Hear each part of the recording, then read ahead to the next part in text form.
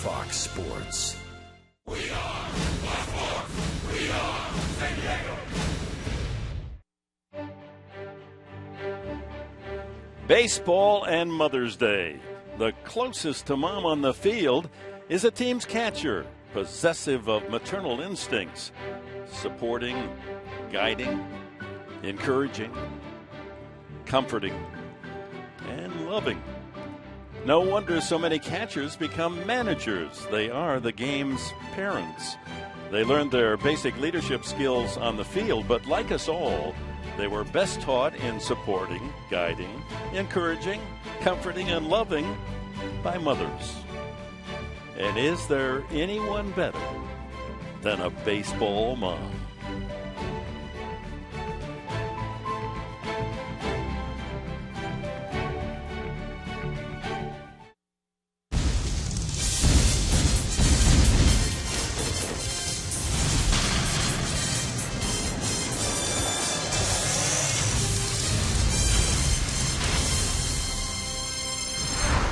Oh, man, a beautiful Sunday, Mother's Day, Fun Day, Military Day, baseball at Petco Park as we salute the women in our life.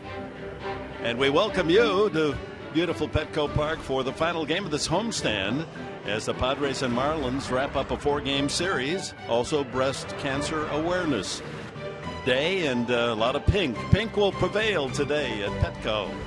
And we welcome you aboard. The Padres, believe it or not, as we're in mid-May, their longest winning streak is 2. So today, with a victory, will give them their best run of wins. Well, the last couple of games, as you recall, it's been a little bit of everything. A lot of offense, good defense. The pitching has been spectacular. Right. When the starters hand the ball over to the bullpen, they've continued to do great work. So hopefully they can continue today. And I just want to say that was a great piece you just did. And happy Mother's Day to all the moms out there. For all of us, right from the heart. Absolutely. To our moms.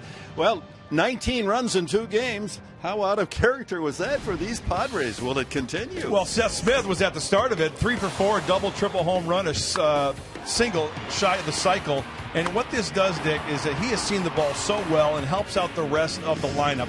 Seth Smith in there again today. Probably the most consistent hitter that the Padres have had all season long. Think about it. In 2 games, Seth Smith with a home run, 2 triples, 2 doubles, a single, and 6 runs batted in. I mean, he's not just hot, he's torrid. And Chase Headley comes back with a boom. I talked to Chase Headley this morning. I said, hey, how do you feel overall? He goes, you know what, Mud? Yesterday was probably one of the funnest days I've had in a long, long time. Pain-free in the calf. Both calves, no problem. The bicep is okay, and it showed yesterday. He got the fastballs. He put a charge into those fastballs. And when Seth Smith and Chase Headley get hot, it just makes the whole lineup better. Hopefully it continues today. Not only that 3-run blast, but a couple of walks that also helped set the table. So we're set to go as we wrap up this homestand on Mother's Day, and we'll be saluting the moms throughout our telecast today. And that includes Chris Budden with a story that involves great relief pitcher. Yeah, I want to talk about Houston Street as we all say thank you to all the mothers out there. Houston wanted to say a special thank you to his mom. This is a special day for him because it's the first Mother's Day since losing his father last September, and he thanks her for being his rock throughout all of this. And I talked with him about his favorite memories with his mom. She's always there on opening day. Every single opening day she's been there, which whether we were in Japan or wherever we are, that support that you always get from your mom, that feeling, you can remember when you were a little kid and you have 102 fever and you're sick and you wake up and she's right there somehow rubbing your head, putting a rag on your head. She's there on opening day. It gives you that good solid feeling of you feel protected. And now that I'm married with 2 kids, getting to watch my wife be that same person to my children, it's a cool process. And she will be here today as well, along with several of the other moms. We'll talk to some of them coming up later in the ballgame, Dick. Right, we hope to get a shot of them, maybe even a chat with his mom, Janie, and his wife, Lacey. We'll be sitting rooting for Houston Street, and it's emotional for all of us in terms of the warmth and love we have for our moms and our wives who are our mothers, and Houston especially. A year ago he lost his father, so this is the first Mother's Day where his dad, a famous footballer at University of Texas, James Street, is with the family. Well, Military Day, The spouses of the military are saluted, and the Marlins lineup now brought to you by Mattress Discounters. Christian Yelich will lead it off. Reed Johnson in left. Giancarlo Stanton, the home run and RBI leader in the National League. Casey McGee homered a 2-run shot last night. Jeff Baker bats fifth. Garrett Jones at first base. Adeiny Echeverria at shortstop hitting seventh. Jeff Mathis gets his first start of the 4-game series behind the plate. And Henderson Alvarez on the mound. And left-hander Robbie Erlin taking the rock on this Mother's Day, and the scouting report looks something kind of like this. Off speed early for strikes and work the corners. Robbie pitched a gem last time out. 7 solid frames, only 1 earned run. He walked 4, didn't come back to bite him. He punched out 5, so keep it going. He really had that changeup and curveball working last start. And it's Christian Yelich, the 22-year-old from Thousand Oaks, California, leads it off, and the first pitch of the game is taken for a strike. Many of the players will use the pink bats today as part of the whole breast cancer awareness Sunday around Major League Baseball. It includes the baseball itself today with pink, not red seams. 0-2. Erlin tough on left-handers. They're hitting only 200 off him this year and no home runs. Right-handers 287 and 2 homers. Talk about Robbie Erlin and his motion, pretty much over the top, coming right from the back of that cap, and that brings a little deception, I believe. See how the ball was right behind the cap, and then the ball kind of jumps up on those hitters, and I think that works to Robbie's advantage. 1-2. Slap foul. The youngest of the Padre pitchers, Erlin, just 23. Santa Cruz, California, where he was coached in high school by his father. And you know, if the father was coaching, mom was right there at his side and at Robbie's side. 2-2 now. The umpire is Dana DeMuth. Behind the plate, he's the crew chief. Culpa, Hickox, and Barrett on the bases. They, like the Padres, will take off for the next assignment right after the game today.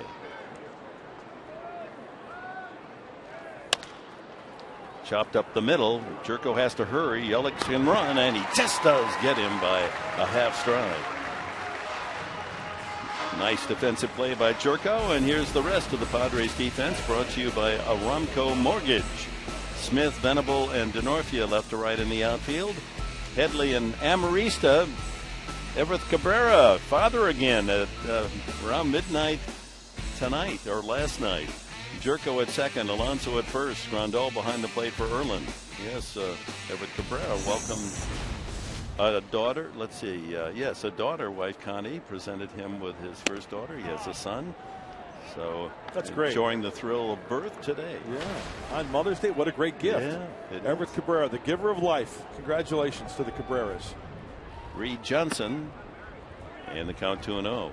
And just a coincidence for our own family. On Mother's Day, our daughter Nicole celebrates her 30th birthday. So it really all connects, doesn't it? Absolutely. Very nice. 2-0. Ripped to left into the corner and rattles off the boards. Quick fielding by Smith. He's got a chance at second, but coasting in for the double is Reed Johnson. Johnson delivered a couple of hits last night, including an RBI double.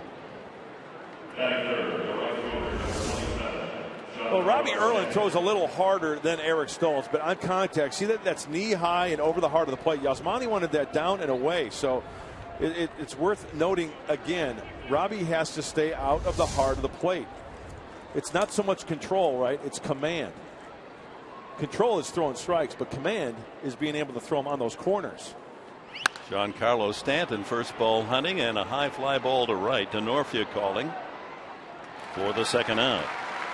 Well, what a relief that is to get Stanton out of the way on the first pitch. Keep him quiet, huh? So 2 away to Casey McGee, who in the first inning last night delivered a 2-run homer.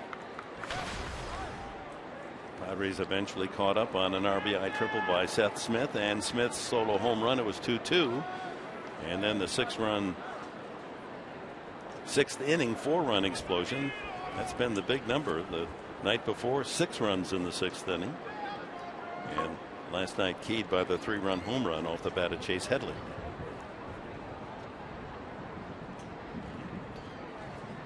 McGee hitting a solid .307.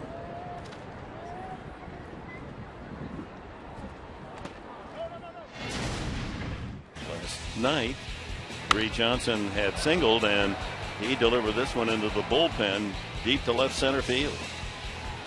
First home run of the season for a man who now has 25 runs batted in. Hey, and how about Eric Stoltz after that home run, riding the ship and just dealing after giving up the long ball to McGee? Earning his second win of the year. Strike there. Went 6 innings, just those 2 runs on the home run by McGee. 6 hits. Didn't walk a man and struck out 4. Outfield playing McGee to pull. Jerko swung over near second and deep. He's planted on the outfield grass. Swing and a miss at a change. Good pitch, Robbie Erlin. That's going to make him such a better pitcher. He's got the stuff. He just needs to command all of his pitches and throw that changeup when he's behind in the count, or even in the count like he did there. 1-1. Now it's 1-2 and advantage Erlin.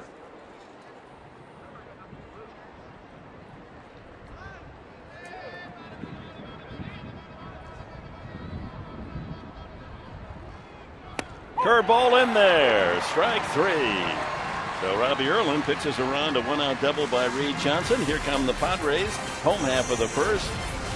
Will Venable, Chris Denorfia, Seth Smith, the bat for the Padres.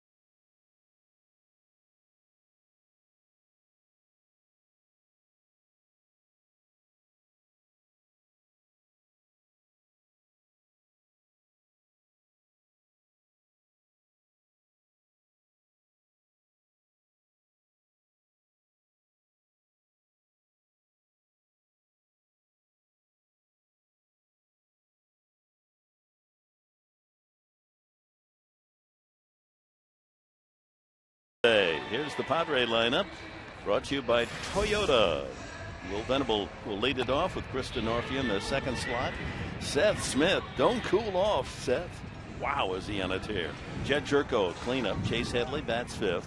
Yasmani Grandal in the 6th slot. Then Yonder Alonso, the Cuban pair, back-to-back. Alexi Amarista for Cabrera will bat 8th, and then Robbie Erlin. And the scouting report for right-hander Henderson Alvarez. He's once again one of those arms in that rotation that's got a bright future. Fastball, slider, changeup, curveball. He's got a powered changeup. It's almost touching around 90 miles an hour, and he's aggressive in the zone with all of his pitches.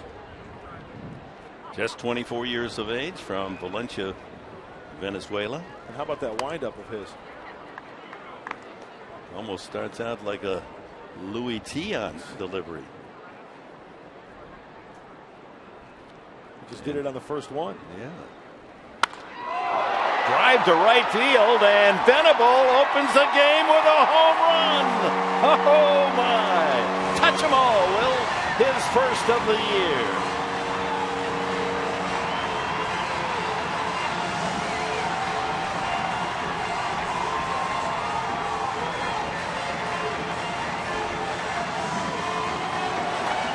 Second pitch offered by Henderson Alvarez, and Venable deposited in the jack track and right. Now the pink bat is hot today. I get it, hot pink. Yeah. And one thing that's been apparent in this series, these Padre hitters have really jumped on the fastball. 1-0 fastball from Alvarez. Put a notch in Venable's shillelagh right there. That ball was smoked. Alvarez now to Chris Denorfia. Will Venable joining the home run parade, his first of the season. Had 22 a year ago. 1-1 to Denorfia. He'd gone 178 at bats without a home run. Often you get the first one and others follow close behind. Boy, the hitting has been contagious, isn't it? It just is. Slumps are contagious. When you're hitting, it just seems to pick up the whole lineup. Padres trying to get that third win in a row for the first time this year. Breaking ball doesn't quite catch the strike zone. We're going to have to keep an eye on that Alvarez breaking ball that we just saw. If he does not throw it for a strike, it might be one of those pitches these guys eliminate. Will Venable can sit back and relax, hopefully add on here early in the first. And Denorfia earns a walk. Padres have a base runner for Seth Smith as we look at the Marlins defense, brought to you by Honda. In the outfield, Johnson in left. Yelich will play center field today with Stanton in right. Around the horn, McGee, Echeverria, Baker at second. He was at first base last night. And Garrett Jones returns at first base, getting his first start of the series. Jeff Mathis behind the plate for Alvarez. Well, Smith, 7-game hitting streak. He loves swinging the bat here at Petco Park. Runner goes. The throw by Mathis, not in time, and Venable has his first home run. Denorfia has his 6th stolen base. Hey, putting pressure on these Marlins early. Venable with the long ball, Denorfia with the walk, and he gets a pretty darn good jump over there. Walking lead. Just a hop, a skip, and a jump for Chris Denorfia. It'd be nice to put multiple runs up early in the first, eh, Dick? Yes, absolutely. The Padres have had great success when they score first. And they've done that today. In for a strike. Incredibly, back-to-back games, Seth Smith is one hit away from the cycle, that elusive cycle never accomplished by a Padre. Needed the home run 2 nights ago and needed just a single. Didn't have that at bat to do it.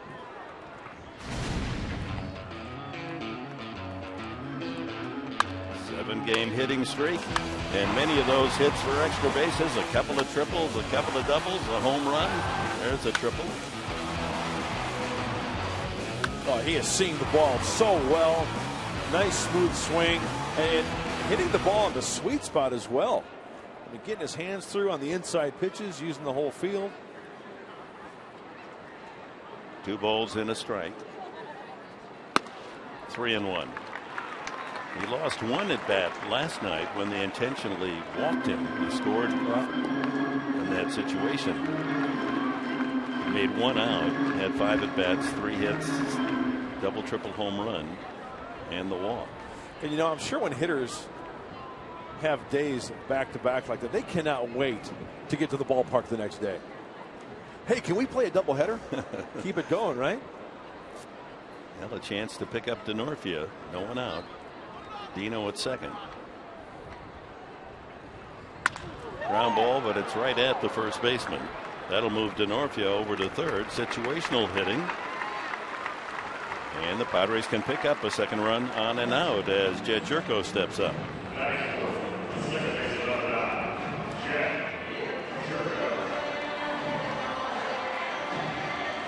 Infield will draw in McGee, Echeverria, Baker, and Jones. Try to cut off the run at the plate. Jerko had a big RBI single, broke the 2-2 tie last night. Singled the opposite way.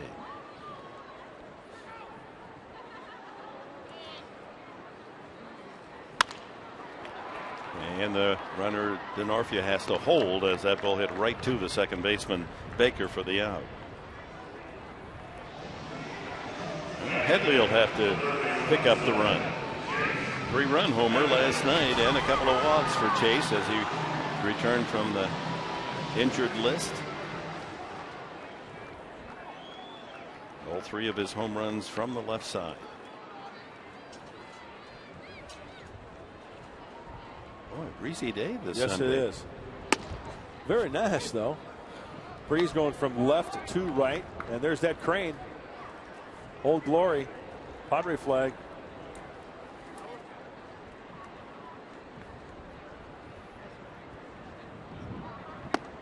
One and one. Last night with 2 mates aboard, the score was 3-2 at the time in the 6th. He delivered the deep home run just inside the foul pole. Well back, making the score 6-2.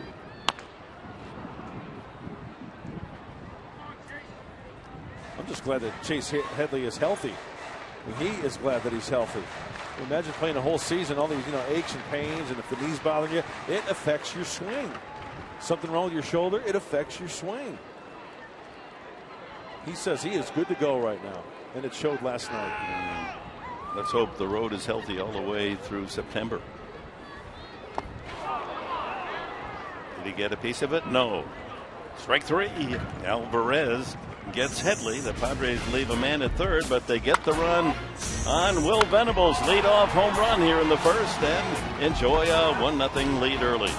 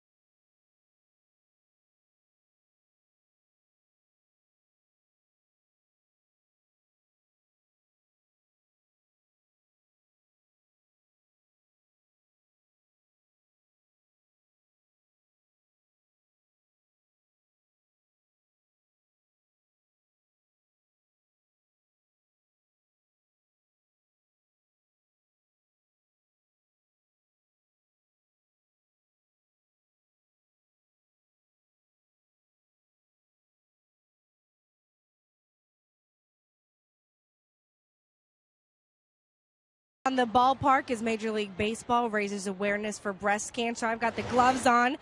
You see the bats. Louisville Slugger started this in 2006. You'll see 4 of the Padres players with these pink bats, but they got pink everything, pink sunglasses, pink wristbands, pink shoelaces. A lot of pink out here. I love it. I love it too. Dick's got the pink tie working, the power pink. I love the pink shoes. I think Reed Johnson had the pink shoes for the Marlins. Some of the players with the long sleeve pink undershirts. Jeff Baker, Garrett Jones, and Echeverria here in the second inning. Look at the Mel Kiper look here with the dark shirt and the power tie. He's all ready for day 3 of the draft. Yeah, let's go. And Dick, they're using these Rawlings baseballs, which they always do. Rawlings, the official ball of Major League Baseball. It's got the pink laces and the ribbon for breast cancer awareness and the stamp. All in pink today. Very nice. Isn't that cool? That's a keeper. Yeah. I'm going to take your suggestion. I'm going to send this to my mom for a belated Happy Mother's Day gift. 2-2 now to Jeff Baker. My daughter Jennifer, who's been battling cancer herself, is here to root on the Padres. I'm going to get one of those for her. It was good to see her. 2-2. Baker was 3 for 4 last night. And the count full. Doubled, single, doubled to lead the Marlins and raise his average up to 193. Hasn't had a lot of at bats.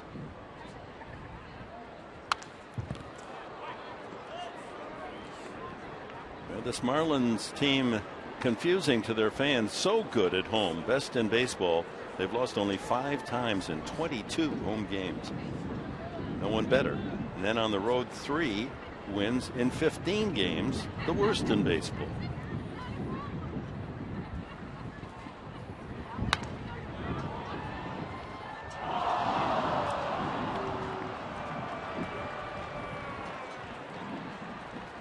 They have been successful, the best in the National League against left-handed pitching, 8-3, although Stoltz did hand them a loss last night.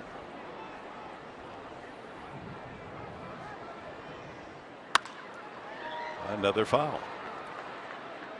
You know, I'm thinking when Mark Sweeney joins us a little later in the telecast, I want to ask him about the pink bats, because you know how particular hitters are about their equipment, right? Right. You know, you use a bat for a long time, but what the psychological difference is going to the bat rack and using a brand new pink bat rather than your go-to everyday gamer. Line to right field. The pink bat works for Jeff Baker, a leadoff single.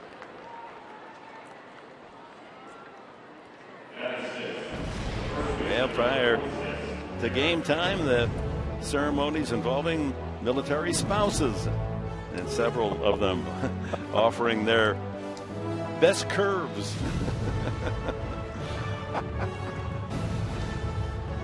That's great.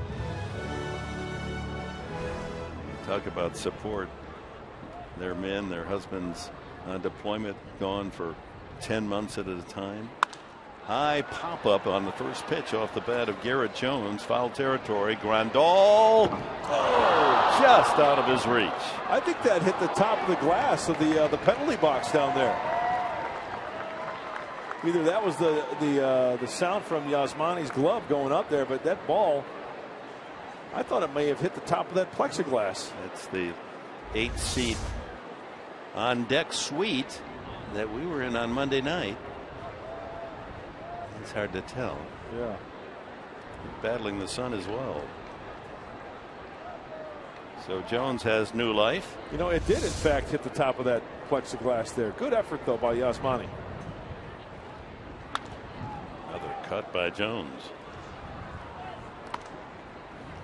Power hitter has 5 home runs this season.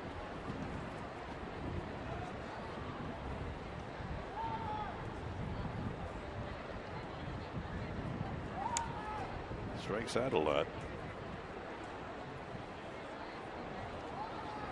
Struck out 5 times in the series in 2 games. Let's make it 6 right here. Close. Lays off the breaking ball. 1-0 Padres. Baker with a leadoff single here in the second for the Marlins, who will head up the freeway to Los Angeles for 3 and then complete a long road trip in San Francisco next weekend.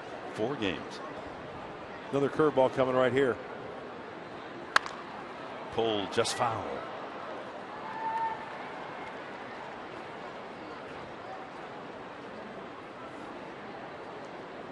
How about the Padres here in this 4-game series? They've homered in every game.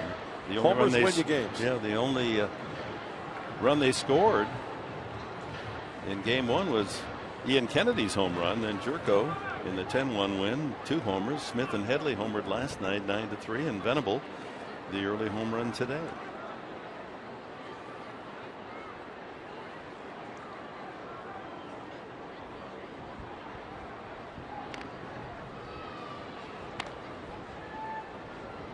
Padres in their camo uniforms. They've done well on Military Sundays. Done well on Mother's Day too. They're 3-0 at Petco on Mother's Day. 1-2.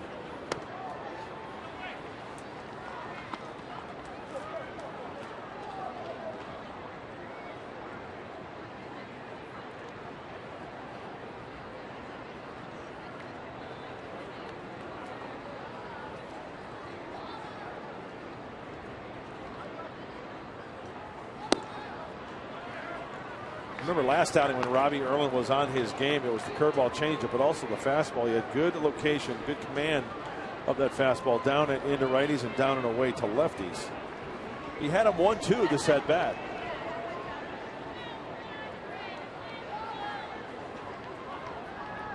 Baker with his lead at first. Drive to right field. That's going to chase Denorfia back. The wind will help it. Oh, Denorfia reaches up and makes the catch. He stretched about as far as he could to take extra bases away from Garrett Jones. Well, that is not an easy play because Chris Denorfia going back, his momentum is going back towards the wall, and it's a line drive. It's not something he can camp under, and he leaps at the last second. Oh, like what in the Mikhail Baryshnikov is going on out there with the nice extension. And the wind boosting that as well. Wind blowing in that direction. That's a good play right there by Chris. Brings up Adeiny Echeverria, shortstop. Hitting .274. Breaking ball misses ball one. Spinning it up there at 72 miles an hour. Good looking player, Echeverria. He sure is. 25, Cuban born. Prime position, shortstop, great range, good arm. At the knees, 90-mile-an-hour fastball.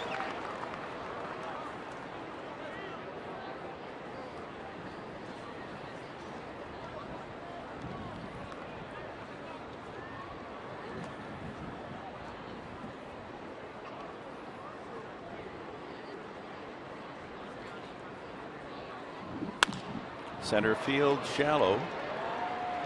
Venable in for the second out.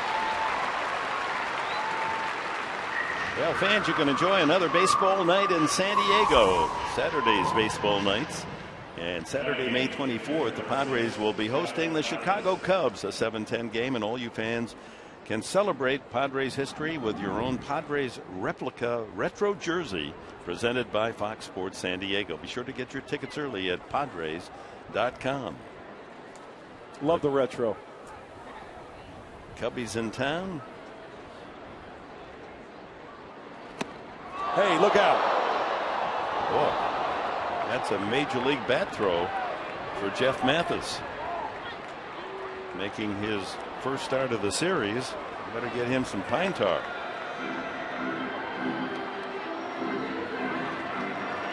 They're going to offer that bat back to one of the moms or kids in the stands there. There you go, kiddo. Give that to mom now. Yeah. This is why you always have to watch the pitch, right, Dick? Always keep your eye on the ball and the batter. And thank goodness that bat finds an empty row of seats. Like a hammer thrower. Yeah. Look at that young guy. Just see the bill of his cap.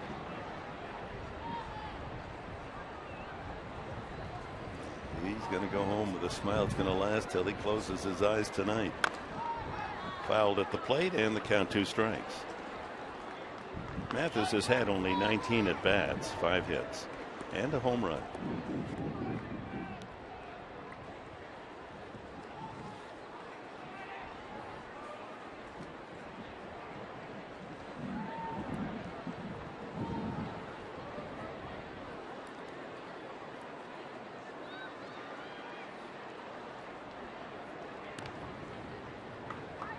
Baker, a leadoff single, now 2 outs. And 2 strikes on Mathis with the pitcher Alvarez due next. Those are good seats right there. A nice view from left field, straightaway left in the upper deck there. Strike 3 call. Just as he struck out McGee looking to end the first, he gets Mathis staring at strike 3 to close out the second inning. All right. Get ready to swing, young man.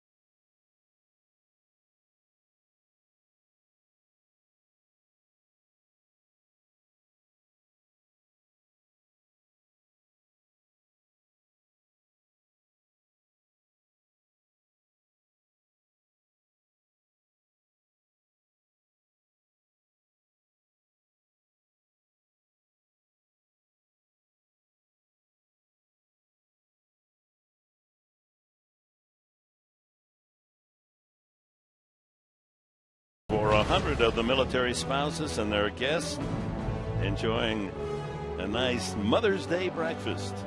Tyson Ross stopped by to say hello. USAA is the official military appreciation partner of the San Diego Padres. Nice touch this morning. Yasmani Grandal, then Yonder Alonso and Alexi Amarista for the Padres in the second. They lead on Venable's solo home run. 2 strikes on Grandal.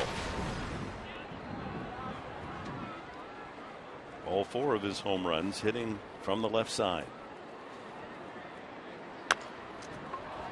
Fair ball. Mathis pounces on it and an easy out at first. Brings up Yonder Alonso. You know, Dick, it's worth mentioning. I mean, just soak in this day and this ballpark. My goodness.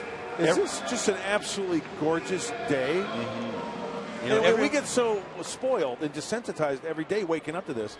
It's worth sitting back and smelling the roses, right? Everyone who comes up into our booth for this view, look out at it and say, this is your office? Yeah. What a place. Stop and smell the roses. And then give those roses to Mom. There you go. Alonso, ground ball, single to left field. He continues to hit. 3 for 3 and 2 walks last night, 2 doubles the night before, and Alonso breaking out. You know, one thing I've noticed also, Dick, is Yonder Alonso not creating a hole when he's up at the plate. He is swinging early. Last night there was an at-bat, swung at the first pitch fastball. This pitch, first pitch, inside out, inner half, hits the sweet spot. Go the other way. Yes, There's sir. Gold to be found in those hills. Nice going, prospector. Yes, sir. Buckaroos. Alexi Amarista playing at short today for Everett Cabrera. It was not known by Bud Blackweather Cabrera, who celebrated the birth of his daughter around midnight, would show up at the ballpark. He's not expected to, but you never know.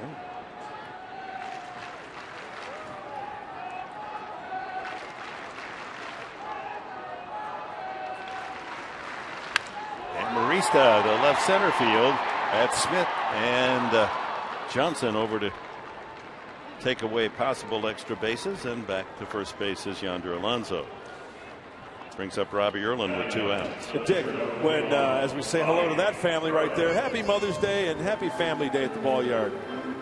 It's good to see everybody happy, having a good time. After Will Venable homered, I had the angry statistician Mike Trussell finally do something worth his while. When the Padres homer, they're 11-9, 2 games above 500, right? That's worth mentioning. The overall record below 500, but when they put the ball out of the ballpark, above 500. I like it. I think the fans like the long ball. And the chicks dig it. Is that what you say? Chicks dig the long ball. Okay. Erlin with a little soft fly ball. Third baseman McGee. He takes it away from Alvarez. And we go to the third with the Padres in front 1-0.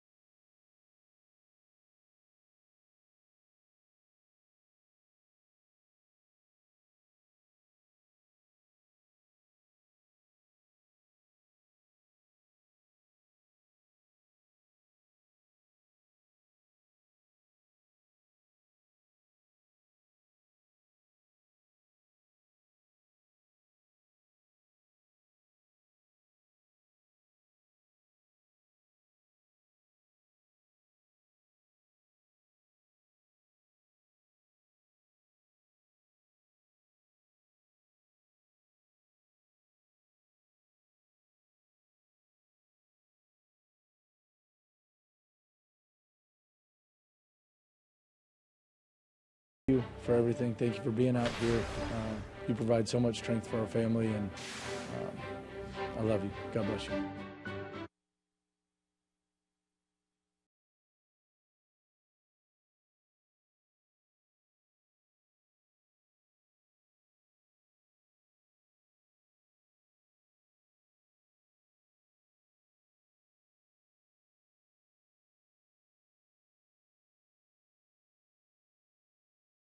Thank you, Mom, for all that you've done for me. You know, I'm the person I am because of you, and I love you. Thank you for everything. Thank you for being out here.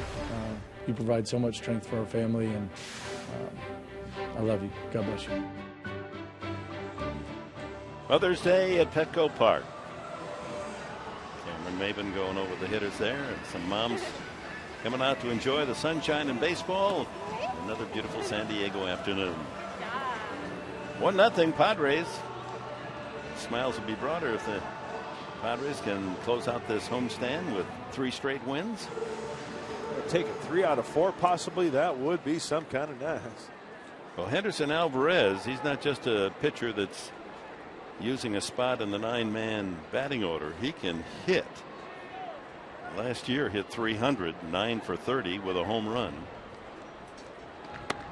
So beware. This year he's 2 for 10. You can tell just by the way he sets himself up in that batter's box. He can swing that bat. Open stance and then squares up.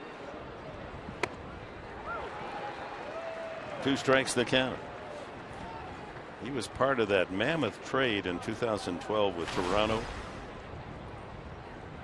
Some 8, 9, 10 players changed uniforms out of play. Came from Toronto with Yunel Escobar, Echeverria, Jeff Mathis, the starting catcher today. Toronto got Bonifacio, John Buck, Mark Burley, Josh Johnson, Jose Reyes. Swing and a miss. Well, he wasn't shortchanged, but down he goes. 3 strikeouts for Erlin. And time now for our Saquon Daycation strikeout statistic of the day. Most strikeouts by Padres pitchers in a 4-game series is 44 against Montreal back in '98. With 3 strikeouts today, the Padres in this 4-game series have struck out 42. Yelich grounded to second his first time.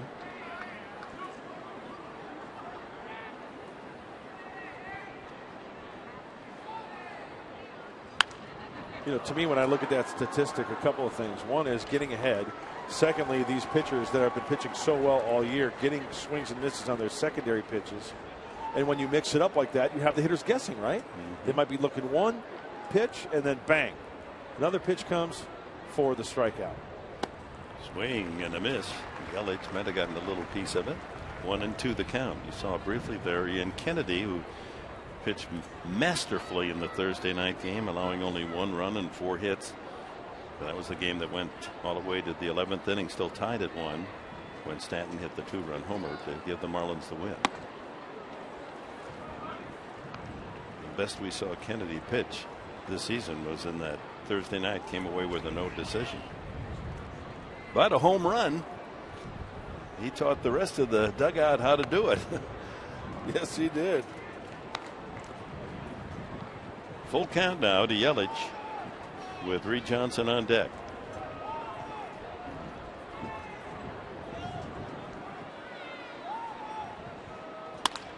Up the middle, that's going to squeak. Well, nice play by Jerko and not in time. Looked like that was going to scoot on into center field. Jerko makes a fine play and good throw, but Yelich, excellent runner out of that left side batter's box, able to beat it out for an infield hit.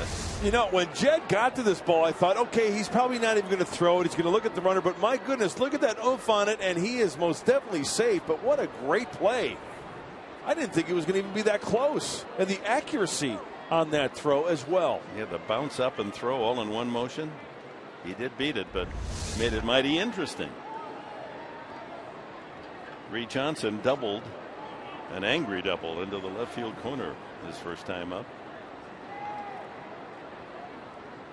Yelich is a base stealer, leads the Marlins with 4. They don't run much. A lot of pink today, as we mentioned, and Reed Johnson. You know what? I like him.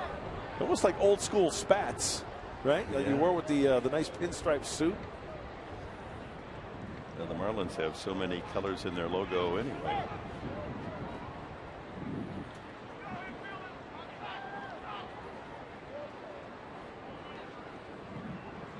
Johnson's a Southern California lad. Cal State Fullerton is college.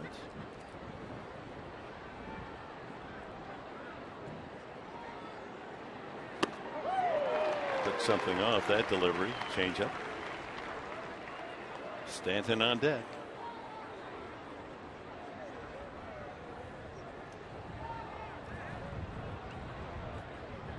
Infield would like to turn a double to support Erlin here and bringing up Stanton with the bases empty in the next inning. Well, Robbie's doing a good job. 0-2. This is the 5th 0-2 count that he has had early on in this game.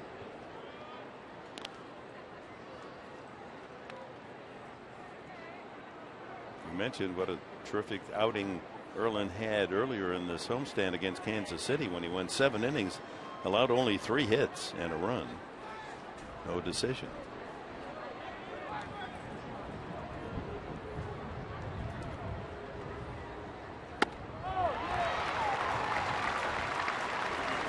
That'll do it for Reed Johnson. 4 strikeouts for Erlin. You see how late Reed Johnson was on that fastball? To me, that says that Robbie Erlin is mixing it up. Watch this fastball. Look at it. It's all upper body. It's almost like an emergency swing. He may have had the changeup. He may have had the curveball in the back of his mind. Good pitch. Stanton with a 12-game hitting streak, flying to right field his first time.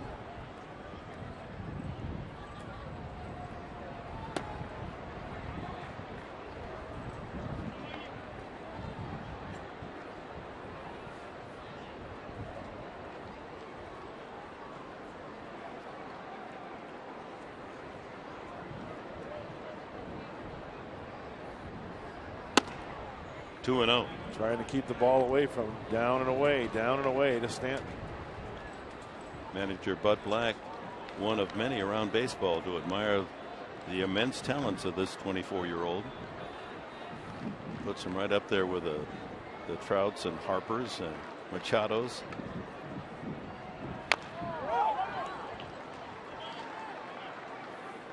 His home run that won it in the 11th inning on Thursday night.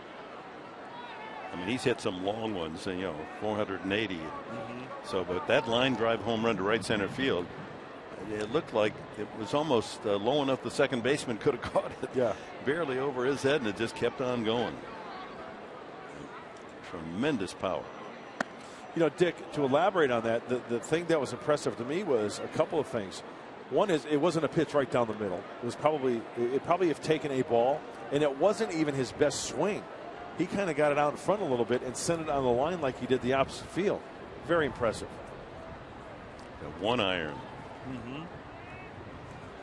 So 3-1. Erlin working delicately to Stanton.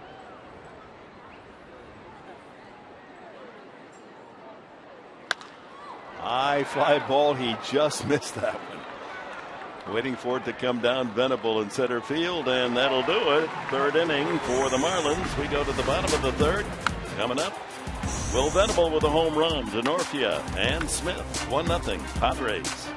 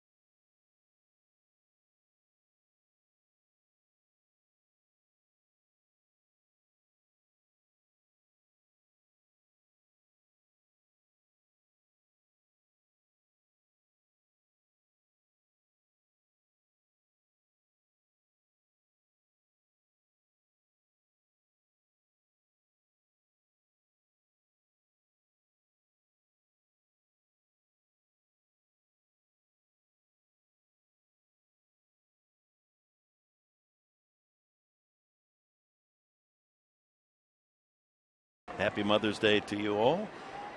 Last of the third, Will Venable with a home run and a 1-0 lead. Leads it off for the Padres, and we're blessed to have Tom Telesco, the general manager of the San Diego Chargers. You said you've been looking forward to this game for a long time, not just because you're a Marlins or a Padre fan, I'm a Padre fan. but you know that draft and all the work that goes with it is over. Huh? Yeah, it's been a long couple months, and we've been looking forward to just getting that draft together and getting the players, and then get out here and get a little bit of baseball on Mother's Day. So we'll be able to get some insights from the man himself and why you made the particular choices that you did.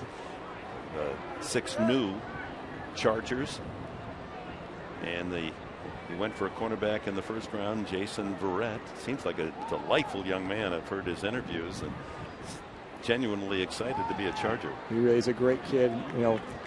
Was raised the right way. You can tell he's really good parents, and 3-year starter at TCU, and we're really looking forward to getting him here and getting him in the program, and we think he's going to fit, on and off the field with us. Of course, TCU has been a good collegiate breeding ground for the Chargers' success as you go back to LaDainian Tomlinson and Jeremiah. Was it Upshu? How do you pronounce his last name? Well, I've been calling him Jerry, so it's Adachu. Now, you traded up to get him in the 50th pick. Why did you want him so? We had him pegged a little earlier than that, and sometimes you fall in love with the player, and in our draft, unlike baseball, we can trade. So when we got to a certain point, we just wanted to assure that we'll get him. So we did some homework to see how far we can go up to get him, and to make sure we can make him a Charger, and thank God we were able to do that. Denorfia with a line single to center field with one out here in the third inning. Padres lead 1-0. That'll bring up Seth Smith. The ball gets away, and Denorfia is going to take advantage of it. A little sloppy play by the Marlins, and Dino, ever alert, works his way into scoring position. Hey, like a fan in the stands, you always have to keep your eye on the ball, right? Well, as a base runner, until that ball's in the pitcher's hand and in contact with the rubber, you have to keep an eye on it. And as we go back to square one, the eye is on the ball for Chris Denorfia up the center of the diamond, giving a good at-bat. And then the throw in, keep your eye on the ball, right? You're the base runner. Well, it gets away. Just a little soft toss by Yelich. He's charged with the error in center field. So Seth Smith, who's been on a tear, has a chance to add to the Padres' 1-0 lead. So the linebacker from Georgia Tech, I'm presuming that's going to be your outside rush linebacker?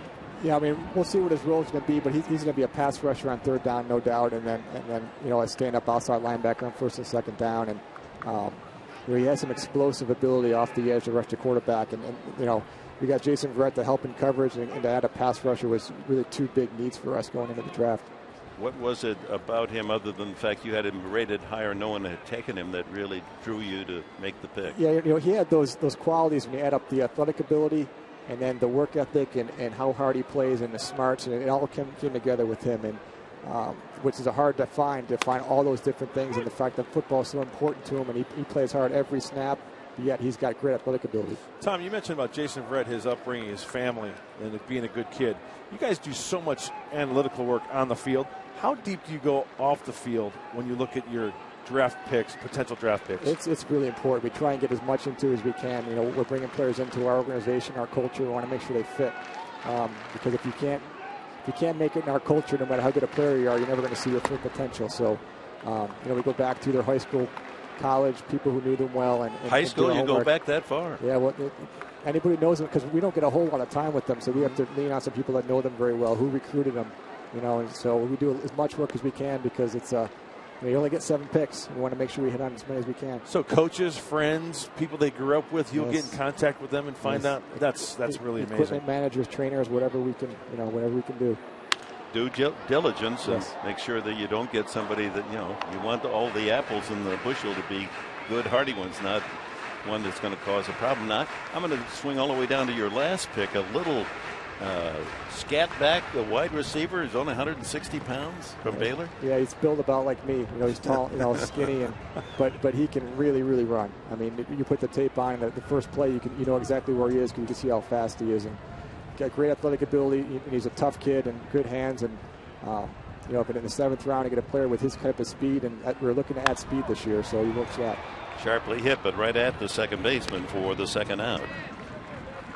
So a kid like that, would he be a third down receiver? Will he return kicks? You know, at Baylor, they didn't use their frontline players to return kicks. We think he may have some ability to do that. But we'll look at these guys in training camp and kind of see where their roles would be. See if he's an inside receiver, if he can go outside, and you know, he's got to come in and try and win a job and win a role for us. I saw the pictures of Chris Watt, your third pick from Notre Dame. He's built like a beer keg. He is. He's an interesting, you know, 4-year starter at Notre Dame, and he has a long history of his family, all uncles and grandfathers and brothers all playing football at really high academic institutions, which is pretty interesting actually. But yeah, Chris, 4-year starter at guard at Notre Dame, and you know, about as solid and consistent player as you'll find. I've always said, Tom, that if I could go out with a position player, not even knowing their names, because they're the most interesting and often the brightest and no ego, I'd want to go out and have a beer with an offensive line. There you go. To play offensive line in our league, you have to be smart. You know, there are so many different calls in the offensive line, and when Philip Rivers is your quarterback, it even adds to that a little bit. So those guys have to have smarts up front, and he certainly has that. Here's Jed Jerko with 2 outs, a runner at third, chance for the Padres to add to the 1-0 lead. We're in the bottom of the third, chatting with Chargers general manager Tom Telesco. Out of play. How about you were looking for a nose tackle. I know you're happy with what you have, but how big is this Carruthers from a smaller program, Arkansas State? He's almost 6'2", about 333. He's built like a safe. You know, he's just wide and thick and powerful and stout. And the one thing that stands out about him, well, 2 things. One, he's a wrestling background, which we love for nose tackles and centers. So he knows how to play with leverage and body positioning, and he plays hard, which is hard to find in big guys. Fly ball right at the center fielder, Yelich. You have a chance to stay another half inning so we can get through with the running back you took from Arizona State? Great. Okay, Tom Telesco with us. Padres and Marlins have completed 3 here at Petco, and San Diego leads 1-0.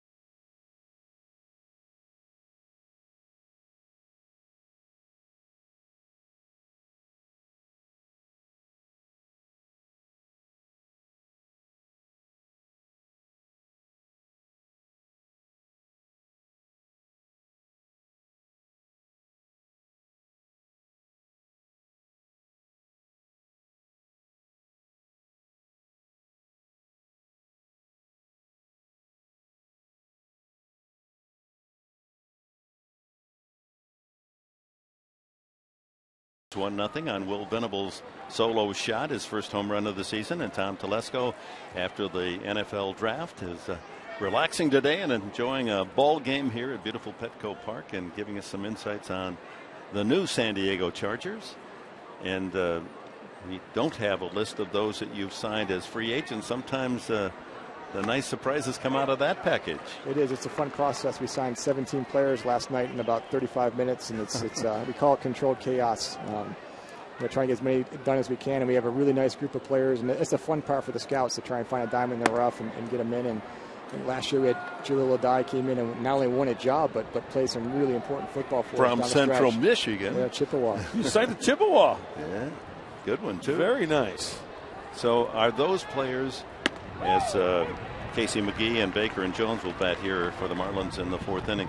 Are those players you had on the board someplace? No one drafted them, so you go immediately for them? Yeah, most players that we had that we would draft, but when you only have 6 picks, you can't get everybody you like. So we still have players on the board that we would have taken in the draft, and then you go after and try and sign them. So it's almost like you have an extra draft pick. So it's just a free-for-all, right? These players have a choice to anybody calls. Anywhere. They have a choice to. Yep. So you're trying out from. This is what the opportunity is here. You recruit them a little bit, and then there's negotiating too with the agent on the money side of it. But you try and find a good fit. Tom, I noticed also 2nd year in a row, an Irish player, Chris Watt. Manti Te'o, anything there? Just darn good players. Just darn good program, darn good players. Yeah, that's how it lines up. You know exactly what you're getting for the player from Notre Dame, as far as the ability and the smarts and the way they prepare and where they work. So, and Chris is one of those guys. Erlin striking out McGee for the 2nd time looking, and that'll bring up Jeff Baker. We didn't talk about the Arizona State running back, Marion Grice. You took him in the 6th round. Yeah, interesting running back. He was 3rd in the nation in all-purpose yards this year, and he does a lot of different things. He's between running the ball, he has great hands out of the backfield. Chopped to short. Amarista gets his first chance today, and there's 2 away. And does some kick returning as well, and 39 touchdowns in 2 years, so he knows how to find the end zone, and so we're looking forward to getting him in. Why would he be still there in the 6th round with those kind of credentials? That's the nature of the draft. Sometimes you just can't predict it. Sometimes guys fall. Even guys you may have rated pretty high, maybe the 3rd rounder. Sometimes they're not even drafted. So beauty is in the eye of the beholder. Sometimes. Where did you have him slotted before the draft? Higher. Higher. Okay. You won't tell us how high. We still have to do his contract. Oh, right. Okay. All the hats you have to wear. Well, we know you know a lot about football. That goes without said. How big of a baseball fan are you? I love baseball. You keep tabs just like.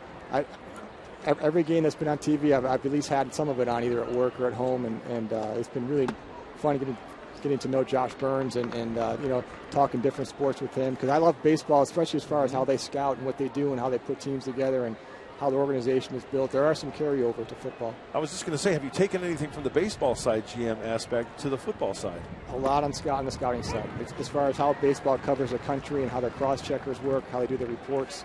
We pull a lot from baseball. I think there's a lot we can learn from baseball, how they scout. They scout so many more players than we do at so many more different levels, and there's a lot that we can pull from that, and it's great to get different ideas. 2-1 the count. But don't you have an advantage in football because there's so much video available in football more than baseball? I would think. I don't know as much about the baseball video, but ours, yeah, most of it is on video. We have a tape of every game played, every Division I school, obviously, and even some 2 in Division III. And a lot of our live looks are just on weekends or at practice, but a lot of it's on video. Is there a player in the draft that you did not collect into the Charger package that you said, wow, there's a kid that's going to really have a fantastic career? You know what? There's more than one. But we got lucky that it doesn't happen like this every year. But we had these guys pegged in different rounds, and it worked out that we were able to get guys before they were picked by their teams, which is part of the process too. Hey, excited about baseball, and we're excited about the Charger season. They open at Arizona. It won't be long. Can't wait. Tom, thank you so much. Tom, thanks. Good luck to you. Yeah. Go Chargers. Go Padres.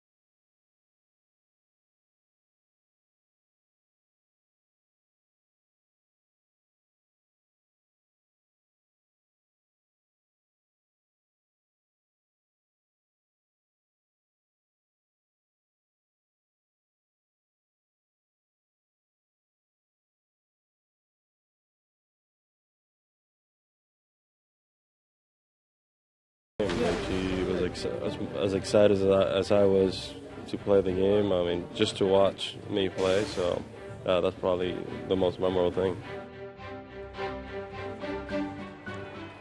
Yasmani Grandal told a great story on Padres POV to Kate Osborne as we go to the bottom of the fourth inning. Chase Headley to lead it off.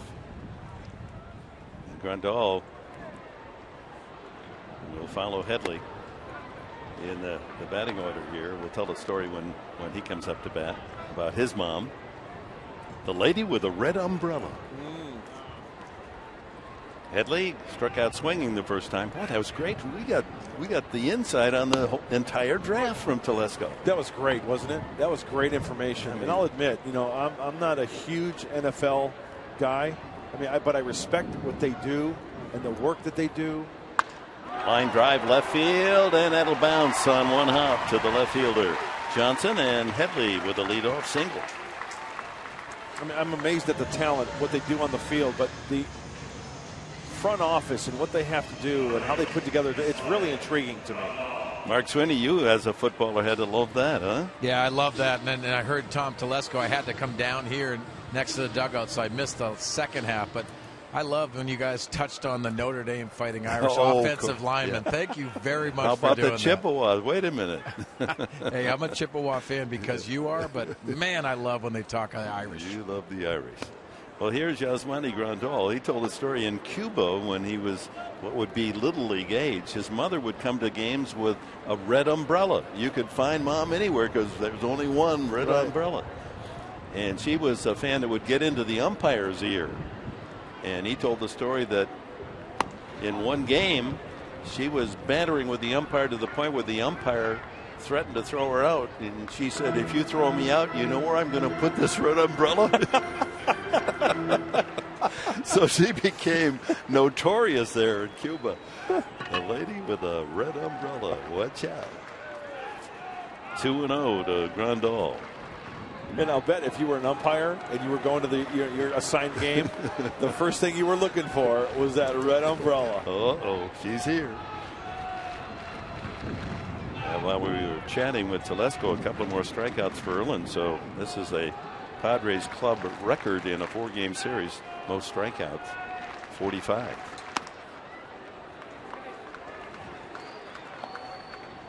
Well, Mark Sweeney, the one thing I've noticed, these Padre hitters early in the count, if they get the fastball, they're hacking. And it looks like they've done that, and they've committed to that, especially this series, Mark. And also down here near the dugout, Henderson Alvarez, bad body language. When that happens, usually you get mistakes. 3-0, and he lays a fastball in there, 93. Padres trying to fortify that tenuous 1-0 lead. Will Venable a leadoff homer in the first inning, the only score in the game.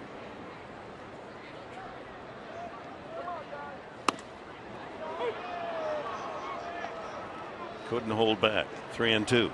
Yeah, I'm guessing Dana DeMuth, because I think he pointed at Yasmani and then indicated strike, but Alvarez working up in the zone. I don't think that's by design. Potter's got to take advantage of one of those bad pitches, maybe. Runner goes. Ball hit to left field. Johnson retreating to the warning path to make the catch. And hustling back to first base, Chase Headley. Well, America's new sports network is the place to turn before every slam, every goal, every game with America's pregame only on Fox Sports 1 and streaming live on Fox Sports Go. Tune in to America's pregame weekdays at 3 o'clock here on the West Coast, only on Fox Sports 1. To find Fox Sports 1 on your cable satellite provider, go to foxsports1.com. Yonder Alonso singled to left field his first at bat.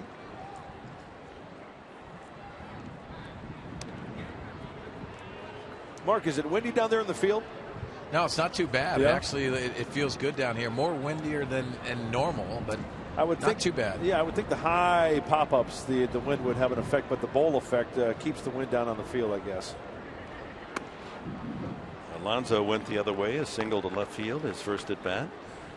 So he's reached safely 6 straight times. and 8 of the last 10 times.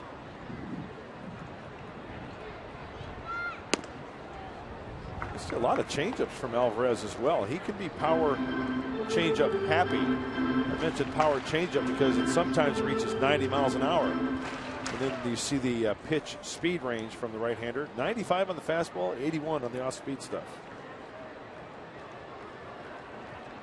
2-0. And down low, 3 balls, no strikes. He went 3-0 to Grandal and finally got him to fly out to left on a 3-2 pitch. Boy, Mark Sweeney, you just hit it right on the head. The body language. Alvarez turning towards center field and kind of rolling his eyes a little bit. There you see the breakdown. Mark, I think a lot of people will take advantage of it, especially hitters. You'll see a lot of guys that'll wipe the dirt and they'll look like they're frustrated. You know that concentration level is not there.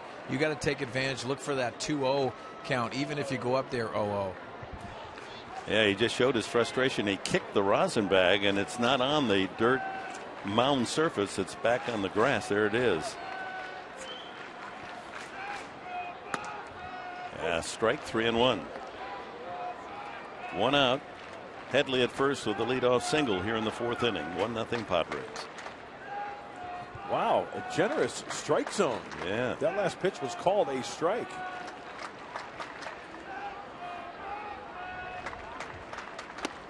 That one isn't, and Alonso's aboard. That'll push Headley into scoring position with 1 out and bring up Alexi Amarista. This copyrighted telecast is presented by authority of the San Diego Padres and may not be reproduced or retransmitted in any form. The accounts and description of this game did not be disseminated without the express written consent of the San Diego Padres. You said that with more feeling today. Yeah, that's but I kind of a Mother's Day special. I kind of flubbed a couple words there, so I give myself a C-. Yeah, but you didn't have any script, so you got to give you push it up at least 1 whole level, so a B-. Thank you very much. And I'm a tough grader now. I know you are. Yeah. Alexi Amarista flied to left his first at bat. Padres with a runner in every inning and a couple positioned here in the 4th. Trying to take advantage of the wildness of Alvarez to put Alonso on. Headley leads from second.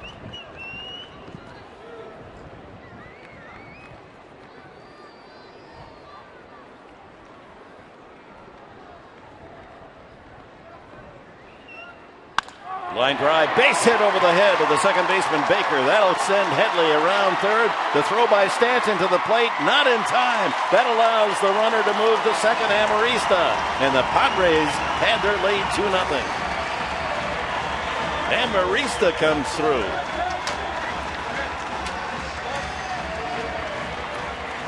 We talked about the hitting being contagious. Alvarez up with a lot of pitches this inning, and Amarista connects on a high fastball, getting the top half of the baseball, good top spin. Everybody's off and running. Hey, good looking short stroke, Mark Sweeney, huh? Yeah, you gotta love that, and especially a ball up in the zone. You're gonna see mistakes from Alvarez because he's frustrated with that location, especially with the fastball. Headley scoring, and on the throw, Amarista goes to second, over to third, Alonso. 2 men in scoring position. Erlin does not have a hit. Infield in. He's 0 for 9 on the season. He's the only starting pitcher of the rotation, and we talked about how competitive that is with Kennedy hitting the home run the other night. He's the only starter without a hit. This would be a nice time. Infield in. Get something up in the zone, elevate it.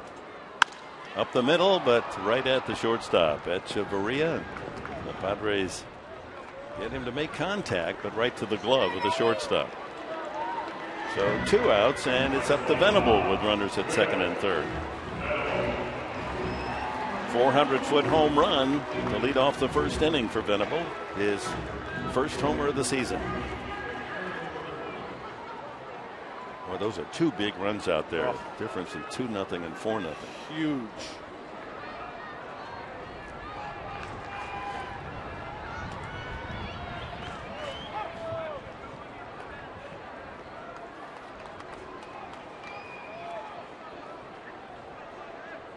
Boy, wind today sending the Padres off on the road trip to Cincinnati, Colorado.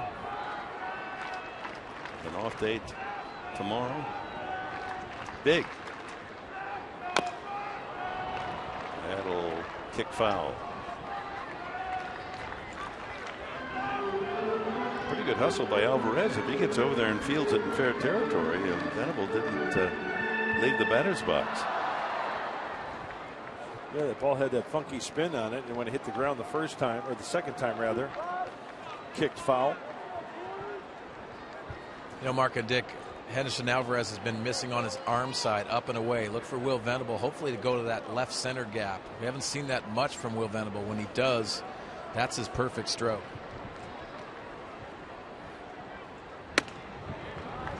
Look at that, a curveball on the inside corner, or a slider if you want to call it that. Alonso at third, Amarista with the RBI at second. So look at the Padres that have collected hits so far. Venables a home run.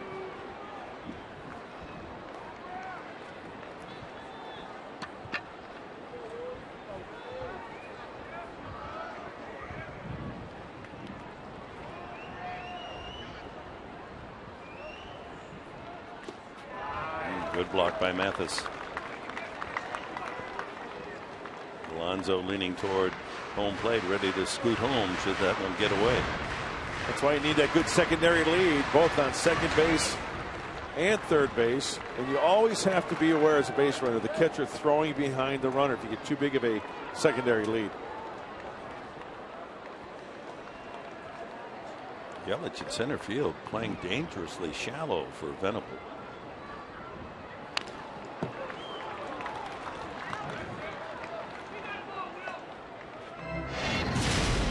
First inning, second pitch, 400-foot drive into the right field seats, and Venable, who had 22 home runs last year, gets things started in that department here in 2014.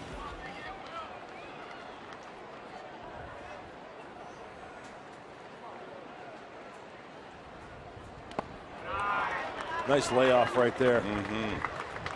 You know, after that home run pitch, Mark Sweeney, the second pitch of the game, it seems like Alvarez right here, he's trying to off-speed Will Venable. Seeing a lot of off-speeds from him. That means he doesn't have fastball command. He's going to make some mistakes. And this is the last pitch. You know what? Even I'm going to say he held up. How about that? Yeah. Not just because he's a Padre now, huh? He did check.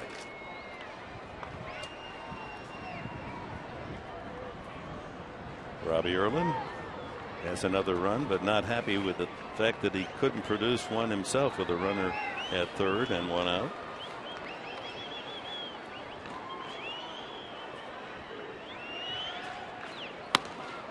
Way outside. So the count full now to Venable. Hey, there's that arm side changeup that Mark Sweeney was talking about. Missing a lot, Alvarez. Chris Denorfia would be next. Been on base both times with a walk and a single.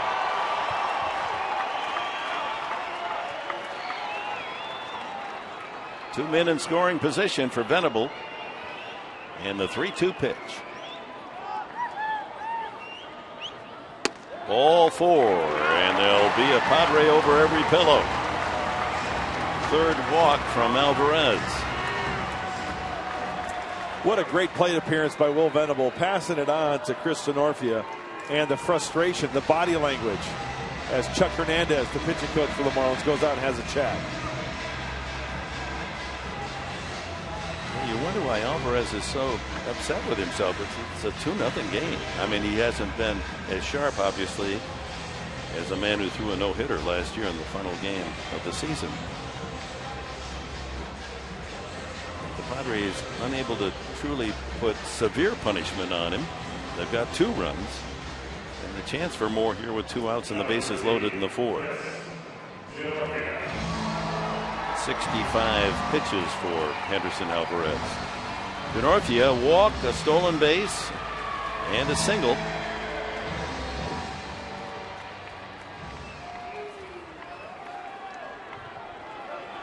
And one of the Padres' best 2-out, 2-strike hitters. Alonso Amarista, Venable aboard.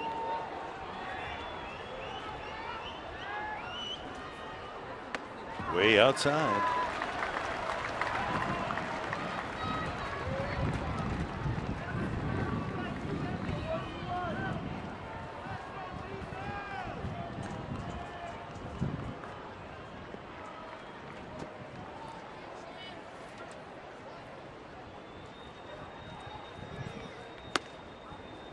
Outside corner. Well, Dick, while we have a moment, let's take a look at the keys to the game brought to you by your Honda dealers of San Diego County. Offense for everybody. I mean, they're spreading it around the last 2 games. Everybody's getting into the X, so keep that up. All aboard the positive train. Stay positive in that dugout. It reflects onto the field.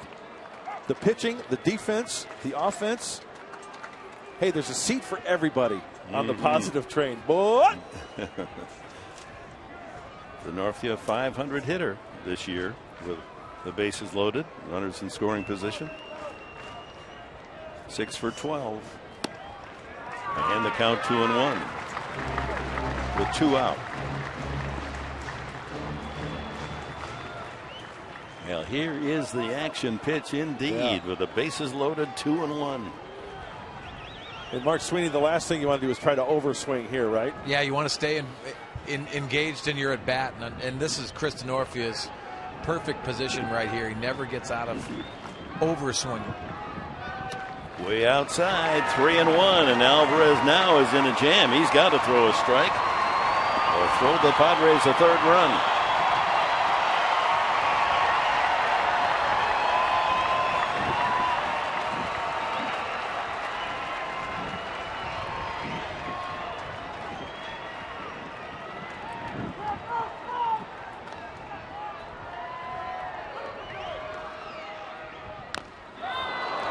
Had a good rip at a ball run the inside corner. That ball had a little 2-seam action on it at 93 and middle in.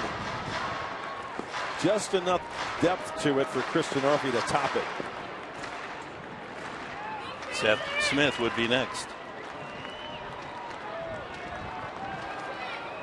They'll be off, 3-2, 2 outs.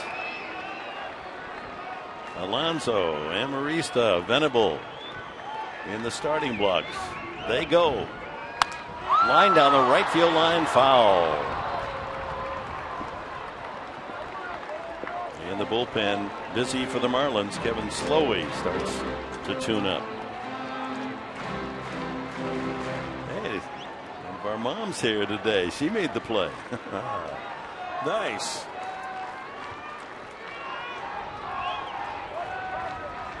They'll wind them up again. Bases full, 3-2.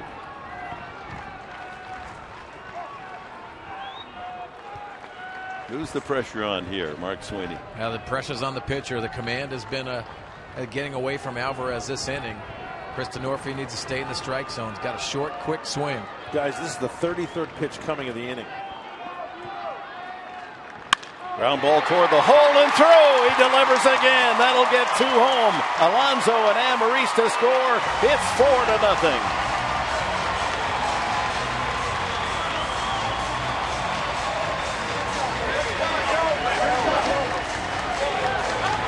Denorfia delivers his 11th and 12th runs batted in of the season.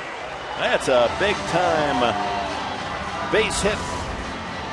Oh, you got that right. And Alvarez goes with a 2-seamer again, but this one is just a little bit more up in the strike zone. Denorfia is short, quick, but finding that hole on the left side. Wow. Talk about clutch, 2-strike, 2-out hitting. You mentioned it, Dick, when he came up to the plate. And Kristen Orphy pays it off. What's that old cry from the dugout? Right guy in the right spot. Got that right. So the 8th man to bat in the inning is Seth Smith with runners at the corners now as Venable wound up at 3rd. Denorfia at first base with a 2-run single. And time to look at our spray chart brought to you by Southwest Airlines. Seth Smith. Oh, pull happy to center field, to right field rather, but still spreading it out a little bit in center.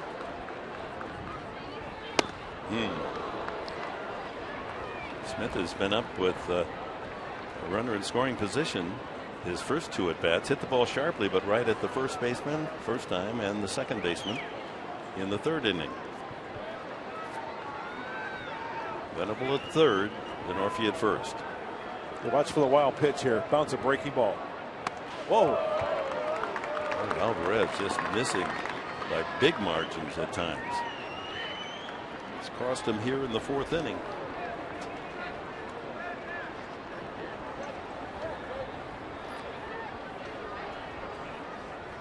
A couple of walks in the inning, helping to give the Padres base traffic. Up the middle, that's another base hit, and Smith delivers. Venable scores. It's 5-0. He hasn't cooled off. Seth Smith with his 7th RBI in the last 3 games. This is a broken record, Mark Sweeney, you like to listen to. How about this swing by Seth Smith? Love the swing, love it on a fastball and using the middle of the field. RBI situations, when you're hot, you want to extend those hot streaks, and that's what Seth Smith's doing. 4th hit of the inning produces the 4th run. The Padres extend their lead to 5-0. Jed Jerko with 2 outs. He's grounded to second and fly to center. 9th man to bat. Alvarez is really wobbly. Yeah, guys, 2 out RBIs will hurt you mentally and emotionally, especially for this club, the way they've been playing the last couple of days. 38th pitch of this inning coming from Henderson Alvarez.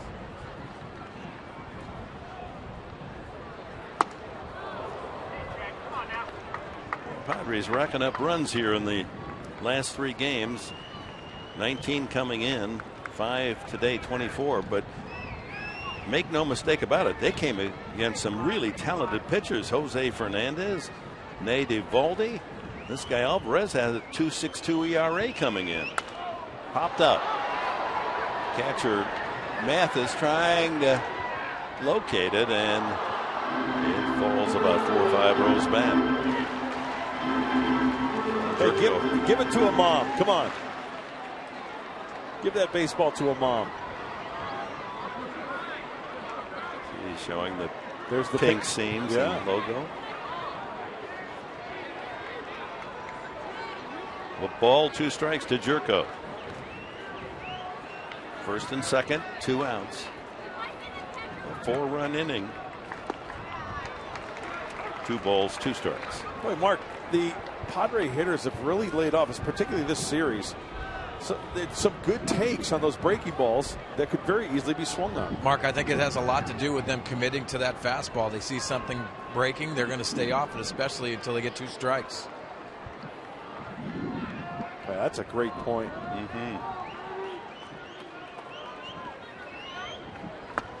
Again, changeup taken, nice. And the count full, 3-2. And the pitch count well over 40 for Alvarez in the inning. Aren't you surprised that they haven't gone to the bullpen? He's thrown half his pitches this inning in the game. That was the 80th pitch and the 40th of this inning. 41st, actually. 41st. Wow. 3-2. Runners off with the pitch. Struck him out. So 9 men come to bat. The Padres checked 4 in on 4 hits and a couple of walks and leave 2. And after 4 at Petco, San Diego with a 5-0 lead.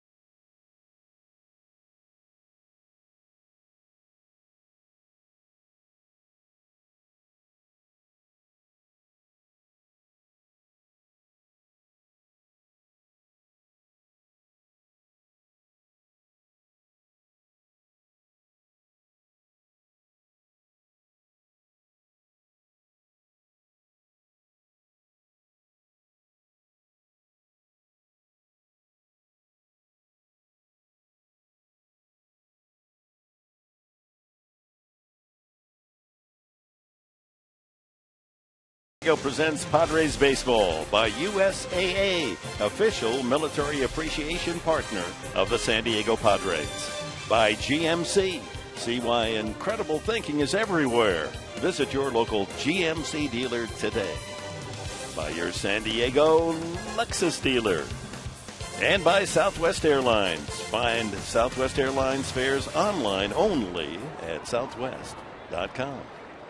So Robbie Erlin takes the mound here in the 5th inning, supported by 5 runs, and sends in a slow curveball for a strike. And Adeiny Echeverria leading it off. It'll be the bottom 3 in the order. And not a very happy Henderson Alvarez there on the bench.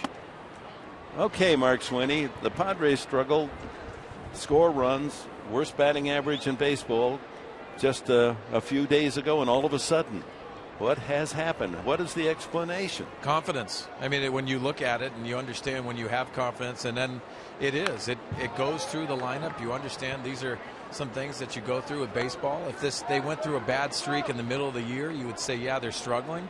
But they did at the beginning of the year. I think it's magnified, but they look solid, especially these last 3 games.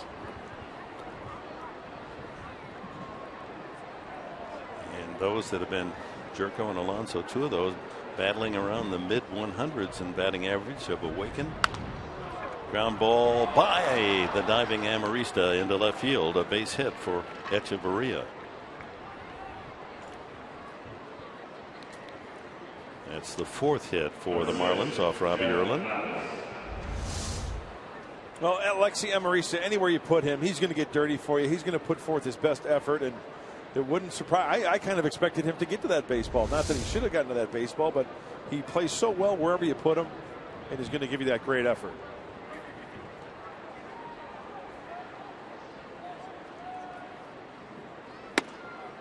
Strike to catcher Jeff Mathis, who took a 3rd strike the first time. Erlin has struck out 6. And no walks from the left-hander. Donovan Solano is in the on-deck circle, apparently to hit for Alvarez. 0-2. I love Robbie Erlin getting ahead quickly. You know, if you're going to give up hits, okay, you give up a single here, a single there. You keep the double play in order. You get that punch out, or you get a grounder to get 2.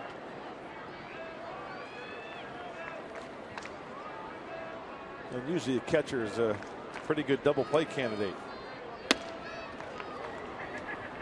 Outside with the fastball.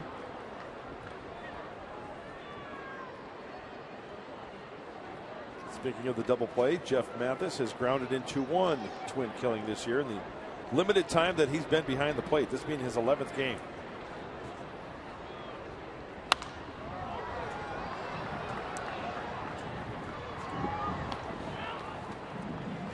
Padres leading 5-0. We're in the 5th here at Petco, wrapping up the 10-game homestand.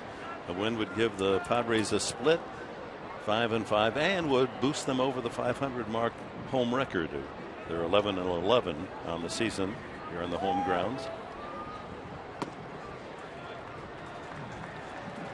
Count levels at 2-2.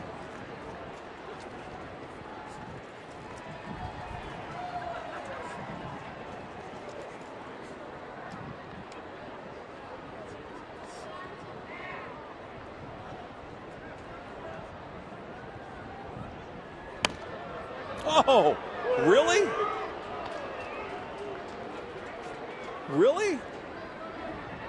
That ball well in the strike zone. Oh my goodness gracious. Dana DeMuth has called some pitches that have been well off the plate strikes. Doesn't see that one as one. Fly ball to right, slicing into the corner. That's dangerous territory. And DeNorfia just enough room in front of the Petco porch.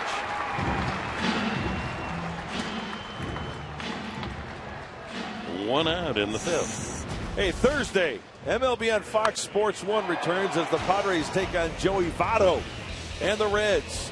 The action starts Thursday at 9:30 a.m. Pacific on Fox Sports 1 and streaming live on Fox Sports Go. Friars, Redlegs, Fox Sports 1. So does that mean the game is not televised here on Fox Sports San Diego? Correct. Means you're going to have a night off on the road? And you know what that means. Lock up the rib joints. That's right. Some good rib joints in Cincinnati. You Montgomery Inn. You know. A lot of bacon and a lot of ribs on this trip. And what's that real good ice cream? They make terrific ice cream in Graters. Cincinnati. Yeah, Graters. One out. Donovan Solano, the pinch hitter. You know, Dick, he's also known to eat a lot of chili at certain times of nights, too. Yeah, that's a good call, Mark Sweeney. I forgot about that. Thanks for reminding me. Nothing like a good night's sleep after a 2 o'clock in the morning bowl of chili, you know? 1-1. Is that a bad thing when you go on the road and you go to a chili joint at 2 o'clock and the chef knows your name? That's not so bad. No. Well, you're the ambassador. Everybody knows and likes you. I don't know about that. Well, people don't forget a man with a good smile and a strong handshake.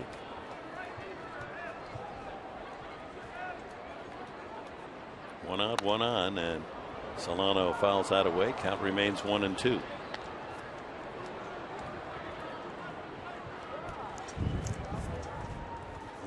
Be really down on the field, but up here at the media level, we get some pretty good gusts.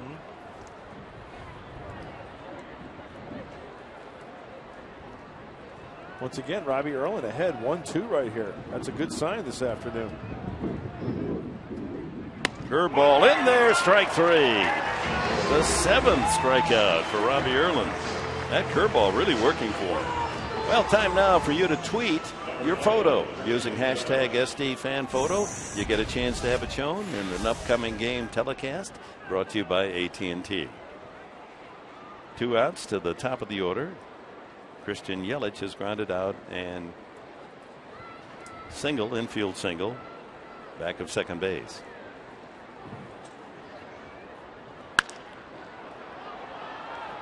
That's hit a long way foul. This kid's a pretty good looking player, huh? I like him. Yeah. He's young, 22. Went to Westlake High School out in Thousand Oaks, north of LA. Grew up a Dodger fan.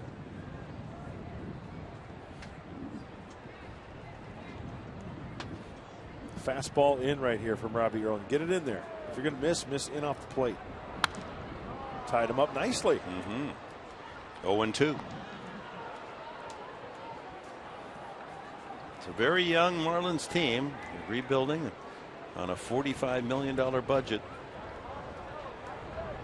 By the way, Carlos Marmol, who gave up the 4 runs in the loss last night, released, designated for assignment by the Marlins today. Another foul ball. They've called up hard-throwing Henry Rodriguez. He can get it up there 100 miles an hour, but doesn't always know where it's going, is the report.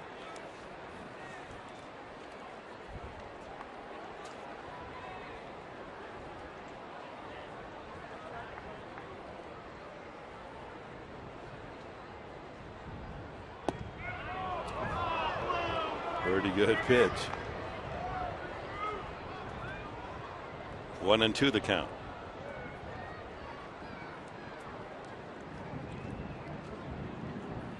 Well, the pitch count for Robbie Erlin getting up there too.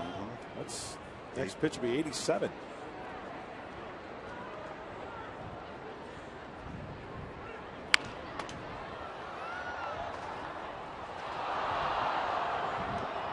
So the Marlins, testimony to the pitching of the Padres, have struck out 46 times in this 4-game series.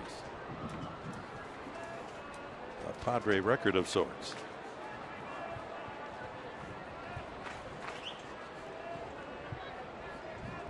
Curveball.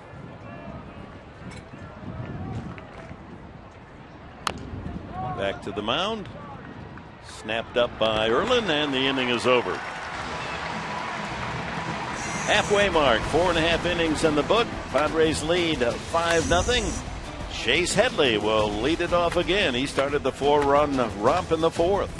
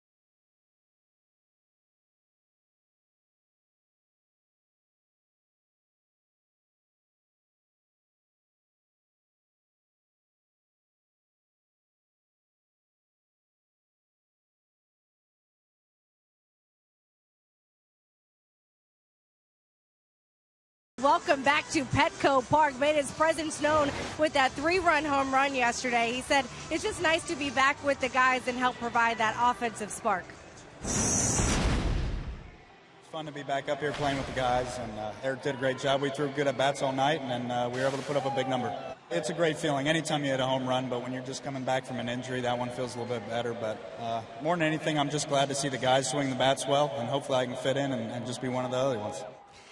And that's your Geico quote of the game, guys. Coming up, I'll sit down with Jane Kashner, Andrew Kashner's mom, to talk about why breast cancer awareness and seeing all the pink out there is especially special to her. All right, Chris. How do you like that location? I love it. Being up here in nice view. This is like the view that you guys have. I'm usually stuck there in the well. It's nice up here. Not a bad day at the ballpark today. A little bit lower than us, right there behind home plate. Want to call a couple innings while you're there? Sure, why not? We got some mimosas up in here, though. Can we bring some up to you? Here we go. That's a good call. Waiting till after the ninth, though. Headley takes. It's 1-1. It's the drink in Habana, Cuba. Well, enter right-hander Kevin Slowey. Slowey out of the bullpen features a fastball, slider, change, and a curveball. Not a hard thrower. Wouldn't a guy named Slowey have a good changeup? You know what? That's a good call. We'll have to keep an eye on that.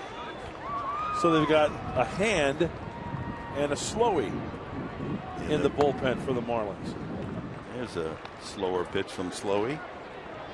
It's 2-2. He pitched 2 nights ago, gave up the 2-run double by Smith in the 8th inning. He was on that one. Headley followed straight back.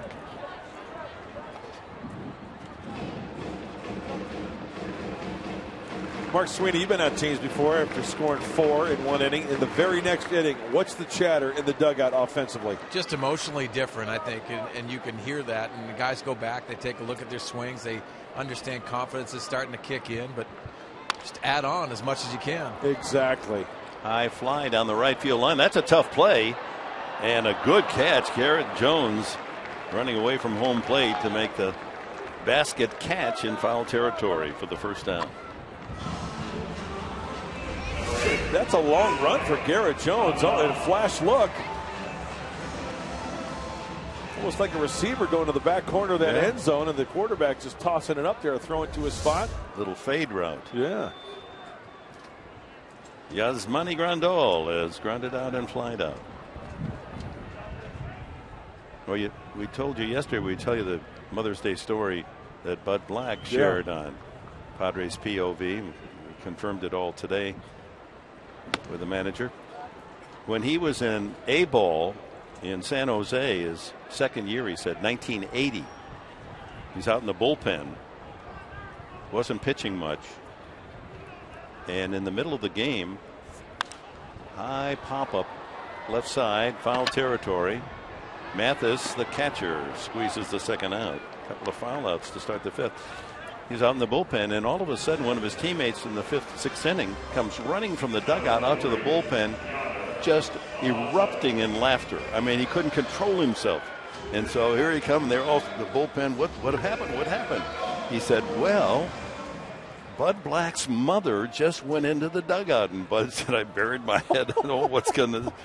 Bud Black's mother was on her way to the restroom and went down a ramp, and of course no security in those days, and the ramp took her right into the dugout. And so while she was in there, she looked at the manager at the time, Bill Plummer, and said, either play Buddy or trade him. How's that for a mom getting her word in? Invades the dugout. That's great. He said, I had to live through that the whole season. She knew what she had. He's going to win 121 Major League games. He said, I've gotten a lot out of that story through the years. 1-2 now to Alonso. Has a single and a walk and a score to run. On base 7 consecutive times. Went single, walk, single, single last night. Wind whipping around home plate.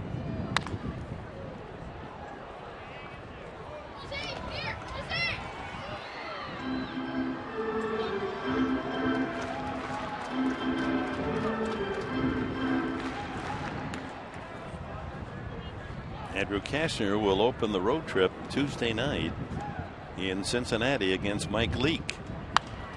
Out of play.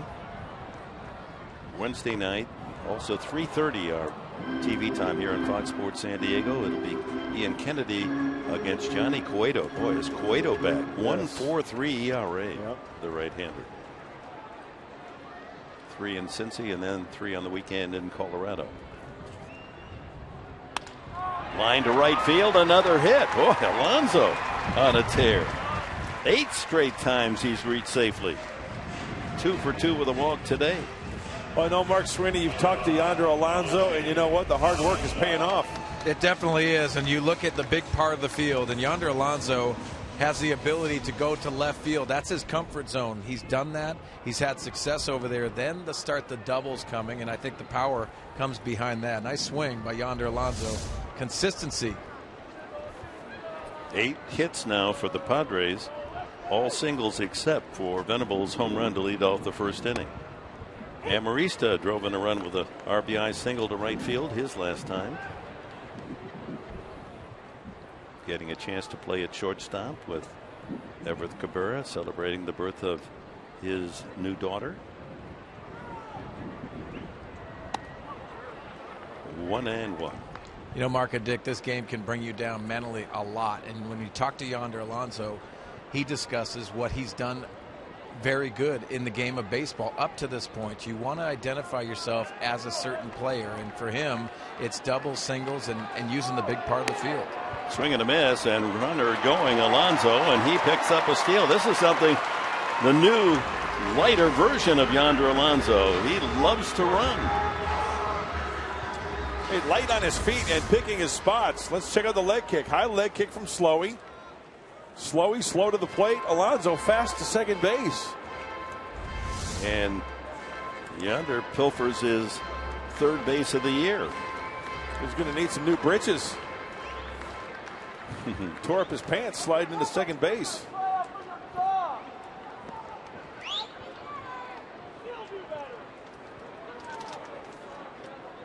Amarista then with a chance to add on to the 5-0 Padre lead. 1 ball, 2 strikes the count. You know, I look at that tear in the pants of Alonso, right? And on Mother's Day, I remember my uniform would rip. Who would sew it up for you? Mom would be right there sewing it up for the next game. Yeah. Doing the laundry for you, making sure your uni's all clean. There wasn't another pair in the closet. That's you right. had to wear that one the next time around. Mom was the clubhouse manager. Yeah. She cleaned your uni and she sewed it up for you. And she was the travel aide secretary That's as well. Right. Inside, 2-2. Come to think of it, Mom was a darn good clubby. That's a compliment, Mom. She had the post-game spread for you, right? She put the food out there for you. She made sure you were fed before the game. They're going to put Amarista on and take their chances with the pitcher Erlin.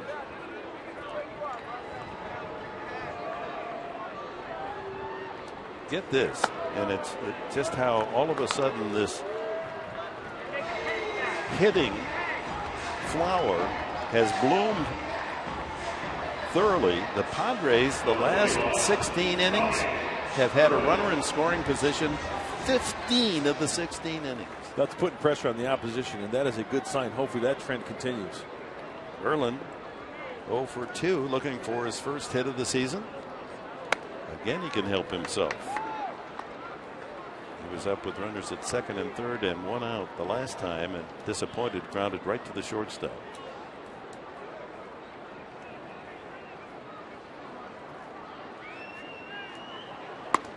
Takes a good cut. Yep.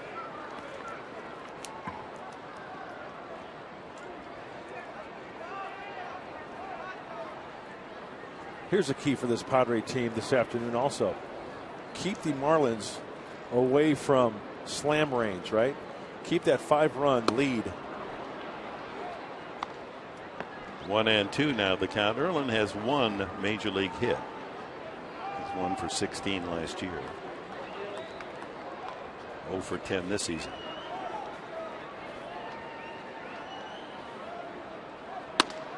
And he looks at strike 3. Padres leave a couple in the 5th. but they hold a 5-0 advantage after 5.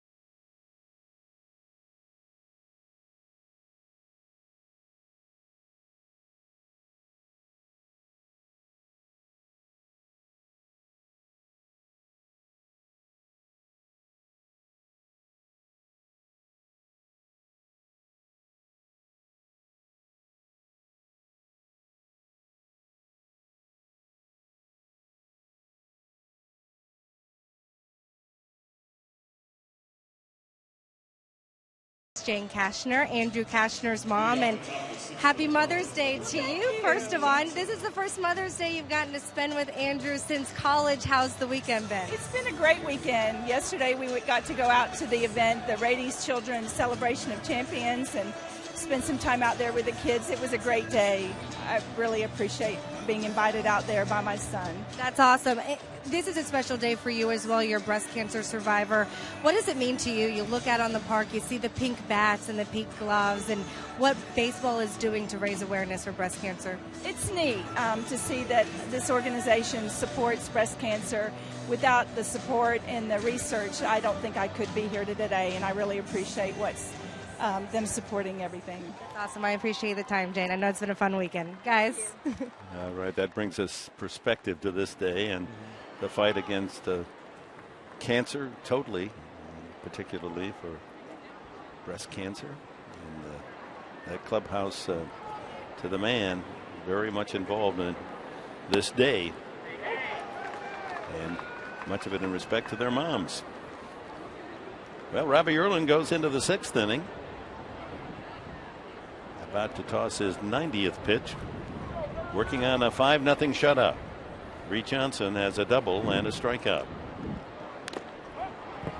It looks like the Padre bullpen, they've got the double barrel working out there. Look again, Mark. 0-2 start on a hitter. Yep. Torres, the left-hander on the right, and Thayer, the right-hander on the left. It's not easy, huh? No, it's not. Ground ball to third. Headley right there. Glove and throw him out.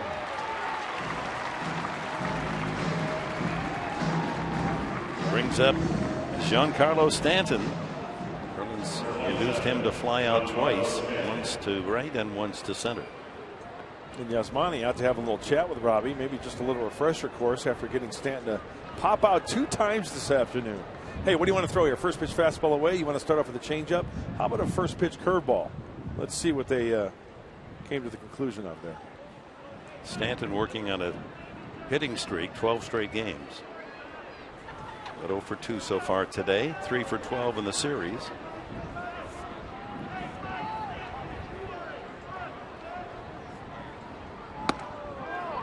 Not afraid to pitch him inside. Yep.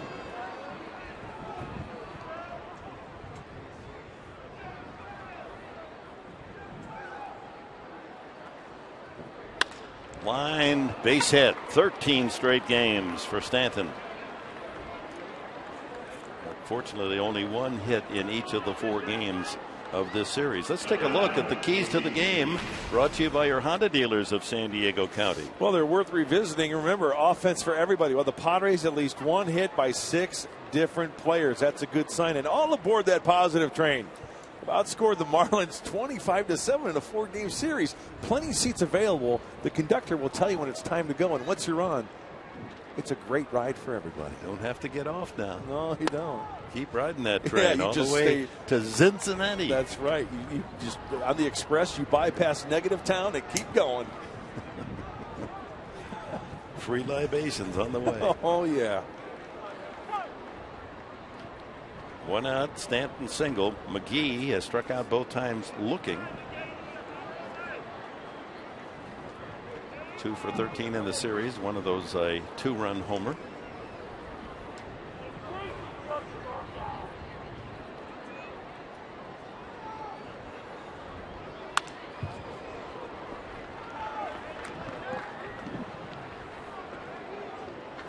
Padres with 8 hits, 2 for Denarfia, 2 for Alonso. Home run Venable, his first of the year. And accumulating 5 runs with those 8 hits.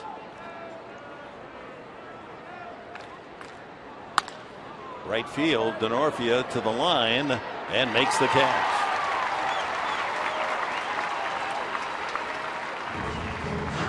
Two away. Jeff Baker, the batter. Hey, Mark Sweeney, one thing that really is a positive for Robbie Early, staying off the sweet spot of the bat. For instance, that last one off the end of the bat, easy fly ball to right. Using both sides of the plate, looks very comfortable. I like when he's using the changeup. I think that's going to be the difference maker moving forward. But you're right, Mark, staying out of the middle of the plate.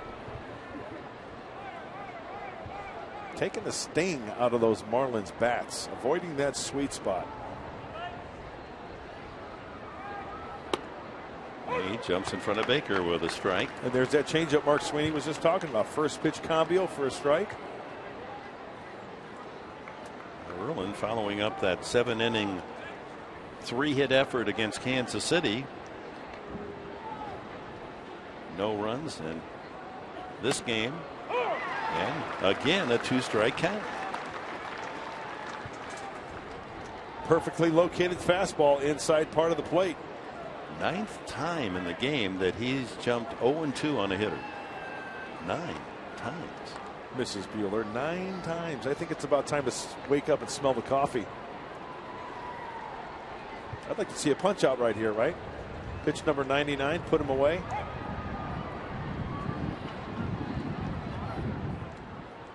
Padres with 1 in the first on Venable's solo home run and 4 in the 4th to chase Henderson Alvarez. Good low pitch right there. Key hits in the 4th, a 2-run single with the bases loaded, Chris Denarfia. RBI single Amarista, and Smith with an RBI single.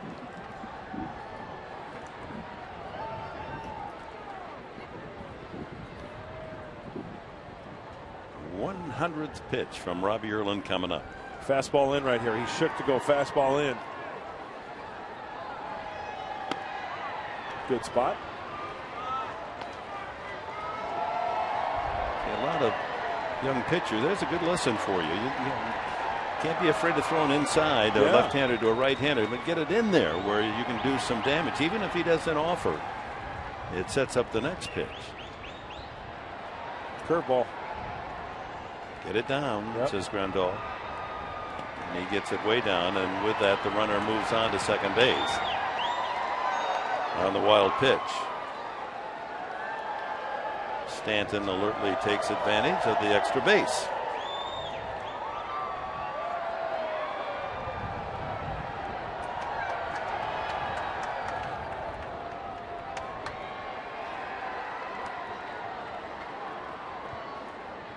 Two outs, 2-2 the count. Stanton perched at second base.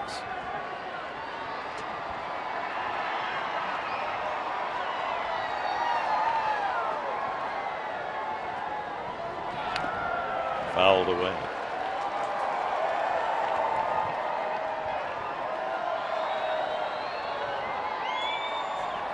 By the way, Erlin with his 7 strikeouts today has matched his career best.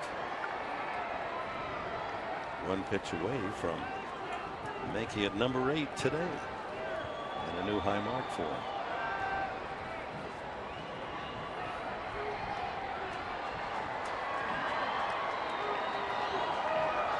The guess is this is his last inning of work.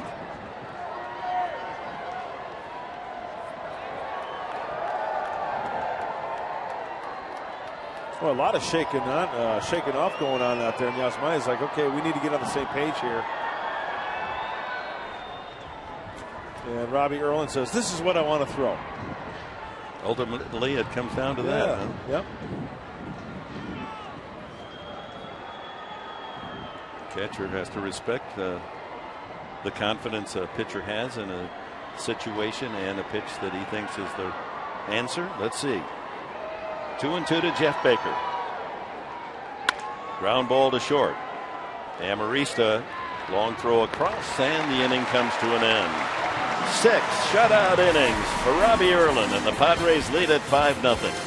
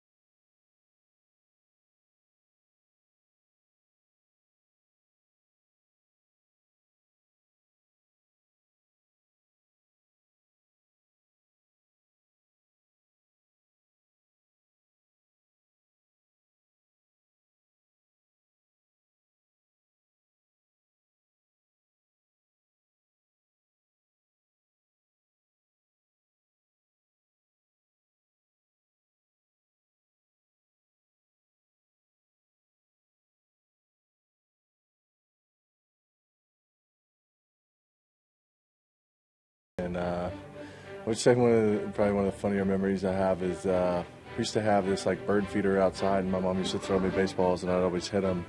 And I used to hit the bird feeder all the time, and then one day I hit her in the head, and then she wouldn't throw me baseballs anymore. Now that would discourage Mom, wouldn't it? That's the story of so many players that with fathers gone to work, their moms threw BP. Yeah. Will Venable got the Padres off on the right foot. Very first at bat of the game for San Diego. Second pitch, he sent a 400-foot line drive into the jack track for an early 1-0 lead. And that's our Bill Howe play of the game.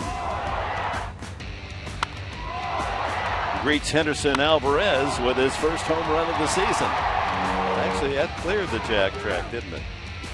Oh, what a great way to start off Mother's Day and a big league ball game for Will Venable. Foul back toward us. Well, it's about as close as one has come all season. That was his 10th leadoff home run, a Padre record.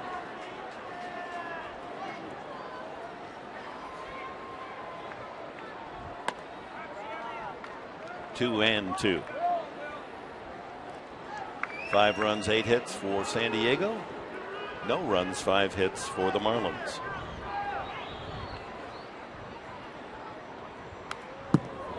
You know, I played with a guy, and Mark Sweeney knows this guy, Casey Candell, with the Houston Astros. Speaking of Mother's Day, his mom played in the Women's Professional League. She was a catcher, and Casey always told us about how when Casey was a kid, his mom would like block balls and frame in pitches, and you know, when they play catch in the backyard.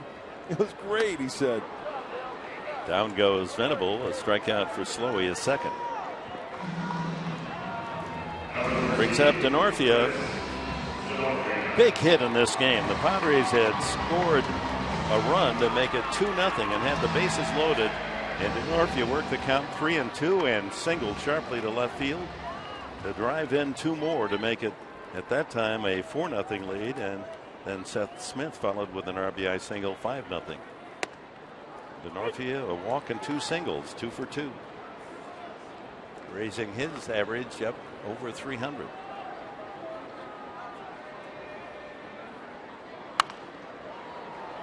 He is quick to the ball, isn't he? He most certainly is. And Mark Sweeney, how would you describe working on being short, quick to the ball? Is it tee work? Is it soft toss? I think it all starts with the tee work, yes, and then it's all your routine. I mean, you can do the soft toss, but yes, you got to focus on staying short to the baseball. It doesn't limit you with power, which I think a lot of people think, especially when you're a younger player. A lot of guys think that they have to generate that power with a longer swing. It's actually quite opposite. Were you big on tee work? Mark Sweeney, were you working on the tee quite a bit? Oh, I loved using the tee because I grew up in University of Maine doing that. That's all we could really do and work on drills. But yes, I mean that's where you focus on your mechanics. Right center field, but it's hanging out there for center fielder Yelich. And there's 2 gone. We saw that base hit through the left side. That replay of Chris DeNorfia being short and quick to the baseball. But once again, trying to use the whole field. That ball right there hit to right center field, even though it was an out. Yeah, it's interesting that Stoltz picked up his 2nd win of the season last night. Erlin's going for his 2nd today. Cashner and Kennedy both with 2 wins, should have more, both of them, but not a lot of hit support. Maybe the offense will continue on the road. You got Cashner and Kennedy wins in Cincinnati Tuesday and Wednesday night. Well, Dick, I think if you look at, excuse me, Mark, when you look at it, going to Cincinnati, going to Colorado, those are both offensive-minded places. I wouldn't be surprised if the offense kept going. Hey, great minds think alike, Mark. That's exactly what I was going to say. Hitter-friendly ballparks. I know you're smarter than me, though. University of Maine. No chance. No chance. Just think of what would have happened to Mark Sweeney had he gone to Notre Dame. Bad enough. Wow. At Maine, a black bear. I'd be brilliant. Far from it, guys. I'm only kidding. 2 balls and a strike. Seth Smith with 7 RBIs in the series. Well, to give you an indication how brilliant I am, you know the ACT test you take in high school? I scored a 15 on it. You get 14 for filling in your name. How do you like them apples, Sweeney? That's not your fault, though. You were nervous that day. I was never a good test taker. Hey, every day in the classroom, brilliant. Come test day, That's true. I mean, it's there are students that they freeze when the test papers come.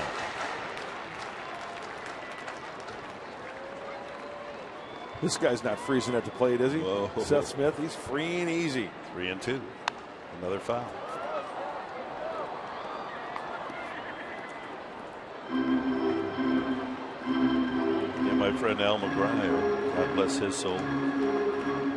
Hard to believe. He said he had severe ADD and he could only read and write at a 7th grade level. Wow. And we always laughed at it. I said, no, come on. Line drive, another hit for Smith into the right field corner. On his way for 2. Dug out by Stanton. And another 2-hit game for Smith. He has 8 hits in the last 3 games. He just continues to turn on pitches inside, hit the ball in the outer half of the plate, send it to center field. A nice smooth swing. Man, this guy is just a hitting machine. A home run, 2 triples, 3 doubles, 2 singles in the last 3 games. Turco takes a strike, a fastball. How about this in May? 11 extra base hits. That includes the double he just delivered into the right field corner. High fly ball. Will the wind help that? No. Stanton easing his way to the track. And Jerko flies out. 6 innings complete. Padres 5, Marlins nothing.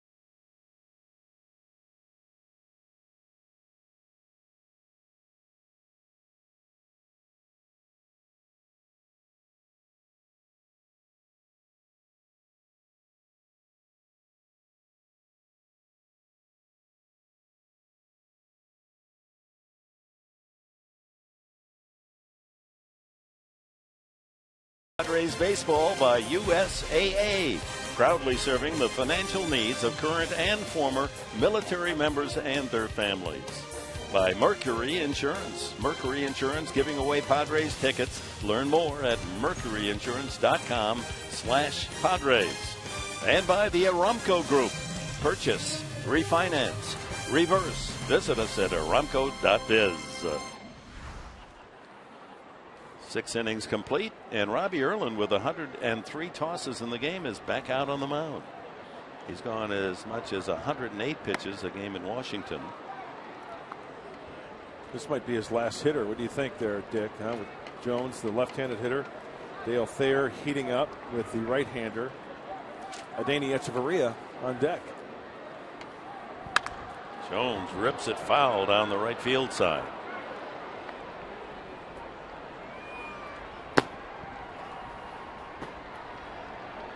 Dale wearing the pink arm sleeve. Right. And then he'll take that off when he goes into the game. We saw Andrew Cashner with the pink sunglasses. I thought that was pretty cool. 1-2. Jones, Echeverria, and Mathis scheduled in the pitcher spot here in the top of the 7th.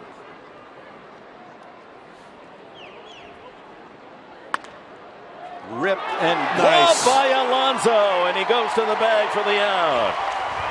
Yonder Alonso stealing a base hit from Garrett Jones. Defensive play along with Denorfia's catch earlier of the day. 2 steps and a dive, and Alonso quickly on his feet to beat him to the bag. That's picking up your pitcher. That was ticketed for 2. That was not an easy play. And you're right, Mark Grant. Erlin stays in to pitch to the left-hander. And pitching change made, and the 23-year-old Robbie Erlin with a standing ovation as he leaves the field.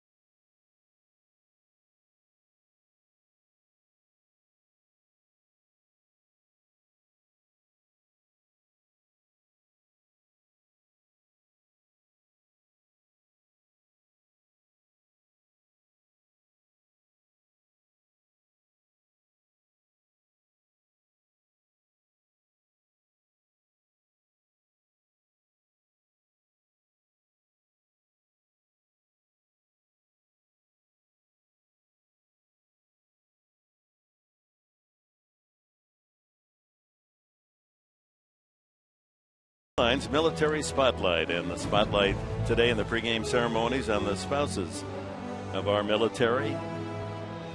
As once again on the Sunday, the San Diego Padres salute our armed forces and the families that support them.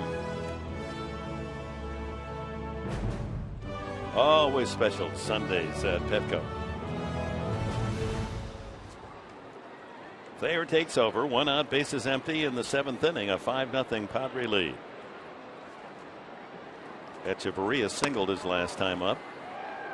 So Erlin completes 6 1/3, no runs, 5 hits, no walks, 7 strikeouts. How about that? Eric Stoltz went 6 innings last night for the win, no walks. No walks from Robbie Erlin, part of the success story. Robbie Erlin, that is a good line in the big leagues. A job well done. Now turning it over to the bullpen, who, as we mentioned a couple days ago, well, we've mentioned it every night. Second, the relief corps, second in ERA. Dale Thayer, a big part of that to go along with the other arms down there for the Padres. They are victimized in the first game of the series in the 11th inning. Sean Carlos Stanton with that line drive home run that won at 3-1 in the 11th. Who gives up a shot to center field off the bat of Echeverria. That ball was hit solidly. Padres bullpen collectively 2.02 ERA. Well, Robbie Erlin, as we mentioned, 6 1/3, a great work. What did he have working?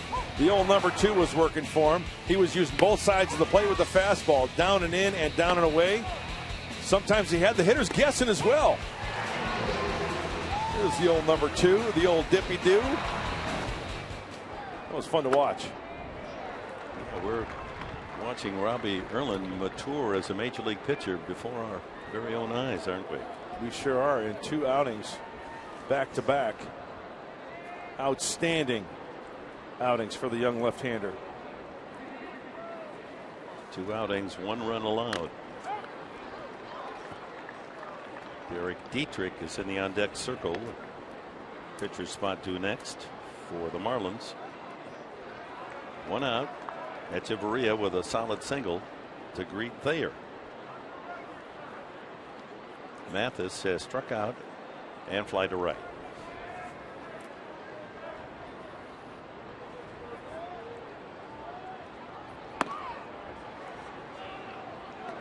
He fooled Mathis with a breaking ball, but it didn't quite carve its way into the strike zone.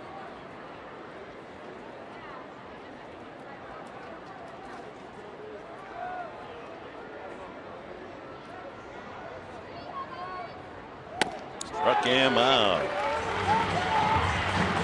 Another punch out as the Marlins, boy, they're going to be dizzy from all the K's that are in the book when they leave town. Boy, Jeff Mathis looking more like Johnny Mathis. Chances are it's not for me to say.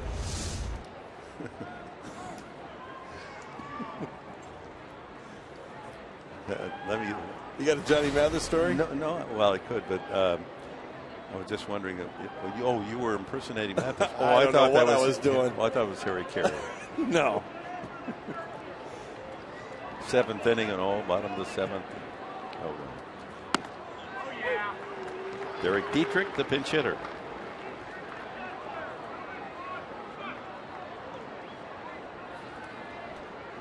Back when I was spinning wax at WSAM, Saginaw, Michigan. Yeah. Johnny Mathis, many a times I put the needle on Johnny Mathis' chances That's good listening right there. You know, he was a pretty good athlete, a high jumper at the University of San Francisco.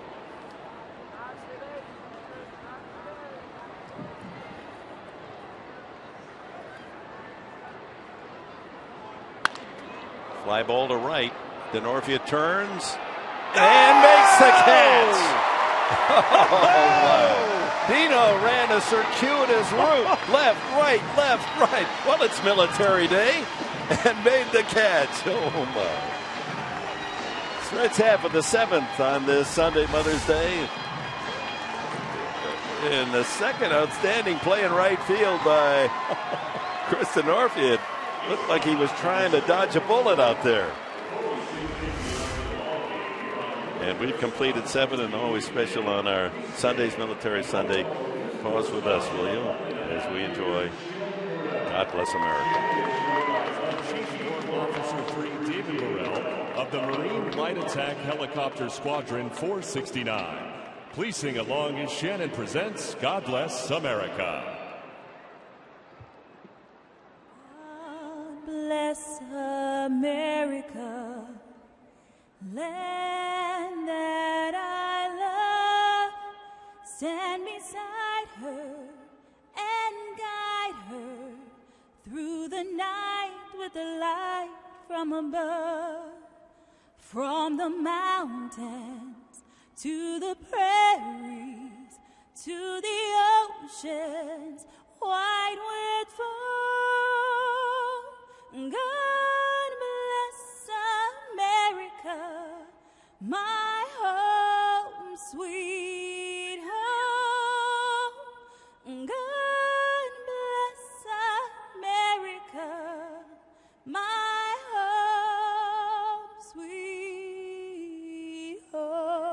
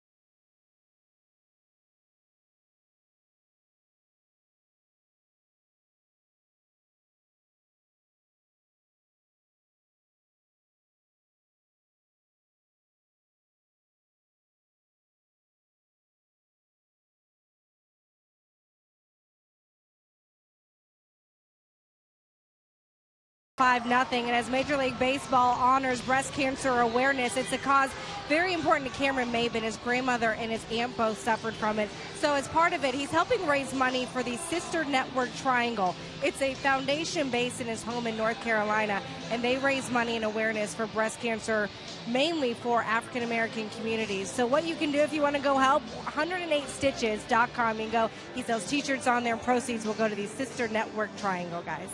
All right, thank you, Chris Budden. And tip of the cap to Cameron Maben and all the Padres. Absolutely. Support of the program. You know, a lot of that stuff they do under the table. You know what I'm saying? They don't want to be recognized because they're so humble. They do it on their own time, and it doesn't get publicized. So it's nice that Cameron Maben being recognized in doing such a cause here. That's great. Here's the 27-year-old Henry Rodriguez, as we told you earlier, just called up today as they release Carlos Marmol overnight after he struggled in the series. He has pitched at Oakland, Washington, and with the Cubs last year. Hard-throwing right-hander. Picked up as a minor league free agent in the offseason by Miami.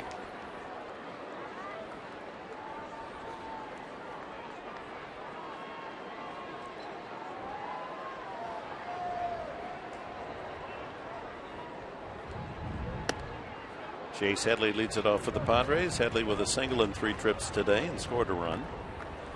He started the bat around in the 4th inning when the Padres sent 9 to the plate and scored 4 runs on 4 hits.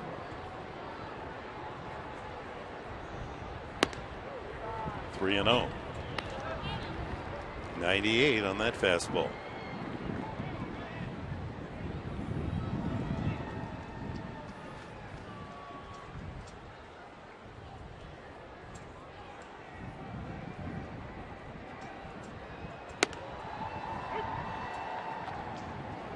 Fastball looks pretty straight, huh, from Rodriguez? And that's just the way the hitters like it.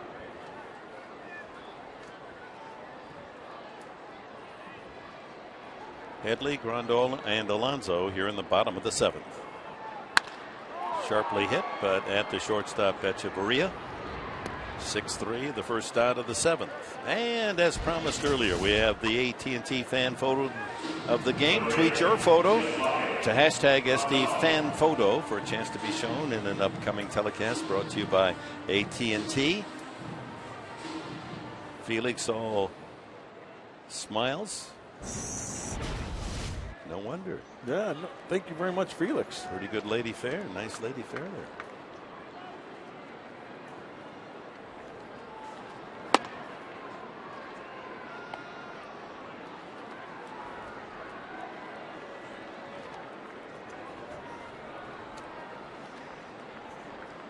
Yasmani Grandal looking for his first hit. 0 for 3.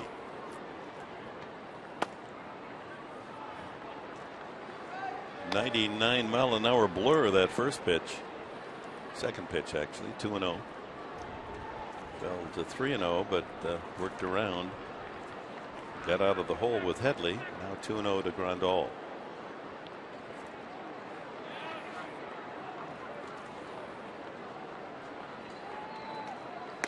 Look out. He goes 3-0 on each of the first 2 hitters that he faces. That's his reputation, and one of the reasons why he was down in New Orleans and not with the big club for the first month and a half of the season. Could be green lighted here.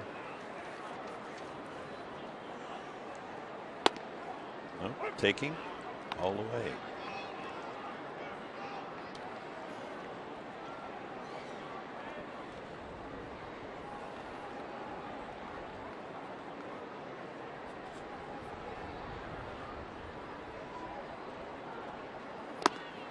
And a walk for Grandal.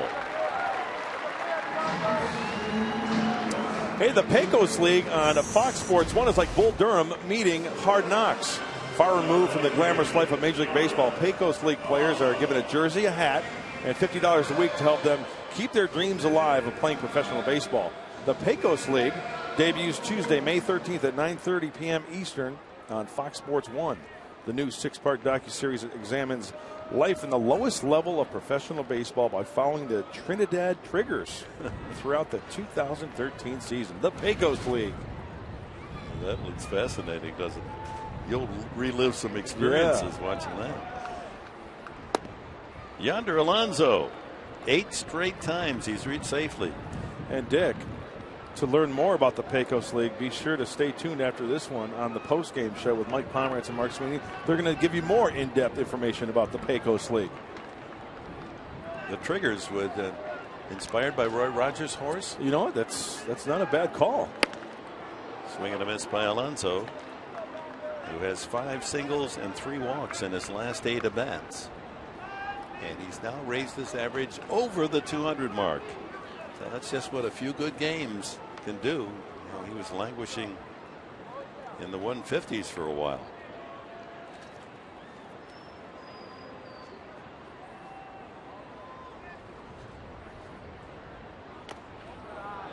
Hey, speaking of batting averages, Seth Smith started this homestand with a batting average of 243. Right now, after his last hit, it was at 333. 243 is all he was hitting at the start. Okay, if that's not the case, somebody's in trouble. He was hitting 269 at the start of this homestand. But he nevertheless has raised his average considerably. High fly ball to right field. Stanton circles under it. 2 away.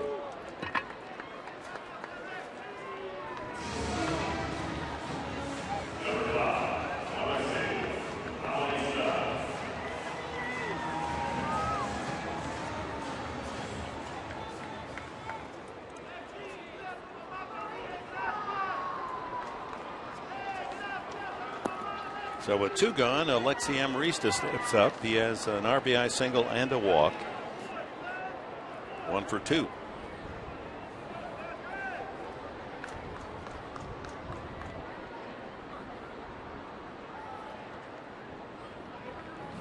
Runner goes. And an easy steal for Grandal. Rodriguez was not paying much attention to the runner. So Grandal said, okay, I'll take 90. Yeah, he got a great jump as well.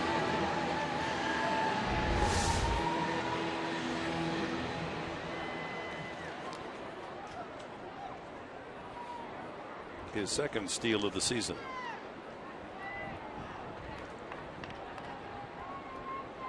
Well, in this situation, the last time up, they walked Amarista intentionally to get to the pitcher's spot. But we got Nick Hundley on deck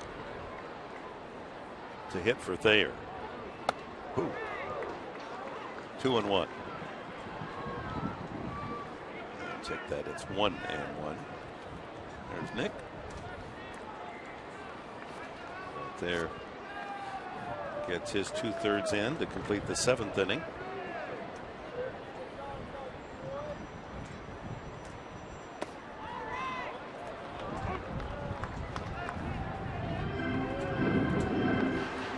Alex Torres appears to be heated and ready to go. Got Yelich, a left-handed batter, to start things in the 8th inning.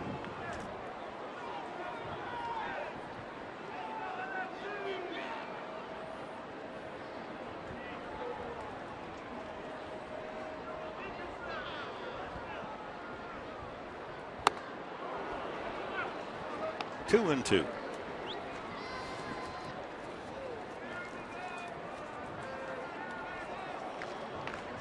Padres a total of 9 hits, 3 players with a pair: Denorfia, Smith, and Alonso.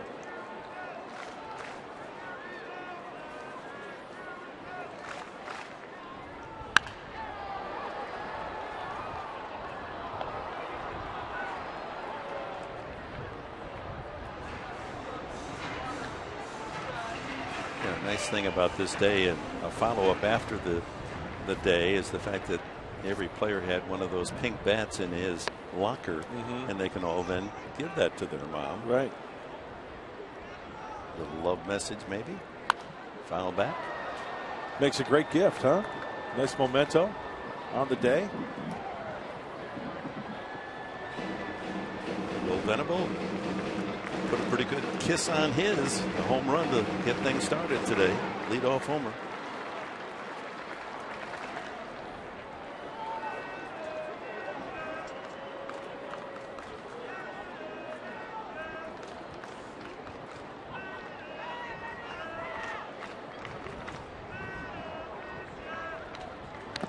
Fouled out of the glove of catcher Mathis. That's a nice short slider right there from Rodriguez. And Marista stays alive. Rondell out at second base with 2 outs.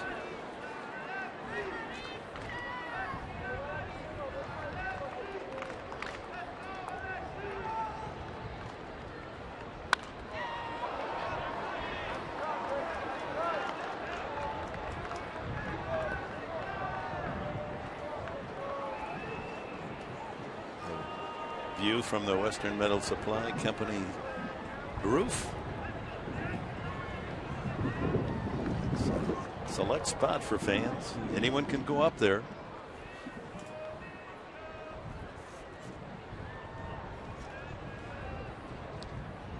So the Padres gone for a week. 3 in Cincinnati, 3 in Colorado, then back home in a week. Swing and a miss. And Marista goes down. Padres are out in the 7th. They lead the Marlins 5-0.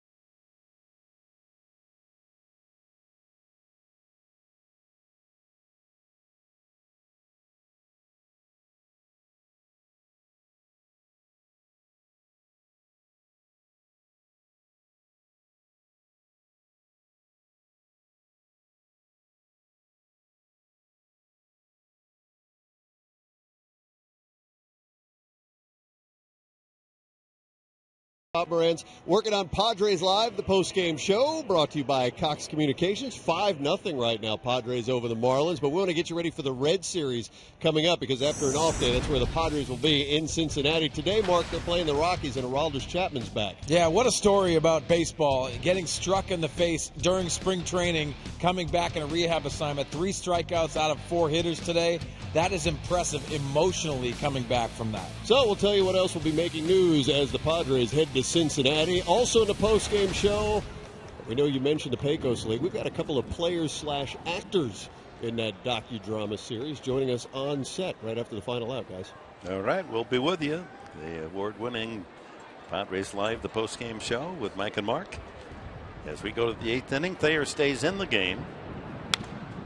And will face the top of the order, Yelich, Johnson, and Stanton.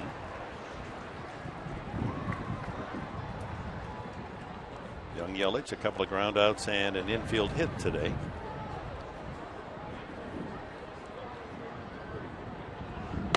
By the way, the Reds' winner was Homer Bailey this afternoon. Cincinnati under 500 so far this year. They're 17-19. They started today 6 games behind Milwaukee, the leaders in the NL Central. But they get Chapman back. That's a big bonus. Oh, yeah. And as Mark Sweeney mentioned, as we take a look at the bullpen, Joaquin Benoit heating up. You know, for Chapman, you know, we know the arm is fine, right? It's the emotional. It's getting back up on that horse and getting back out there again, not being gun shy.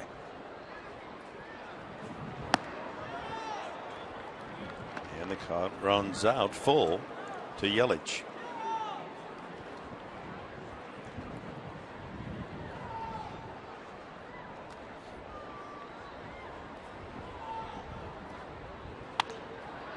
You know, I think it was when Chris Young got hit in the face off of Albert Pujols, I think Greg Maddux was on the team. If it wasn't Greg Maddux, it was somebody. But the point is, that player approached Chris Young and said, you know what, dude, that happens 1 in a million times. That's your one time, so don't worry about it again. And that's a great way psychologically to kind of think about it. Yelich gets into this one deep to right center field, and that ball is gone. Christian Yelich circles the bases, his 3rd home run of the season. Dale Thayer gave up the home run in the 11th inning to Stanton in game 1 of the series, and he's taken deep by Yelich. Boy, he got to that ball. Full count, fastball. Look at him get his hands through. And on contact, that bat is level towards the playing field.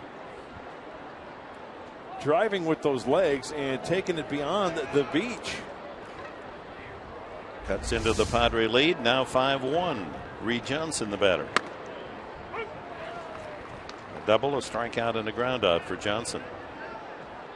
So Yelich, you can be sure that there's family and friends down here in San Diego to cheer him on from Southern California. Has a single and a home run today. Back up the middle, and that one's through for a base hit. 3rd hit given up by Thayer in relief.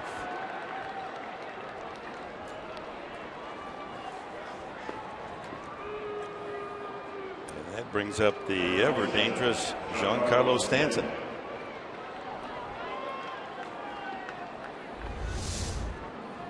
Well, just a grounder beating the shift. As you saw, Amarista at shortstop just couldn't get to it. And this might be Joaquin Benoit time. That Black strolling to the mound.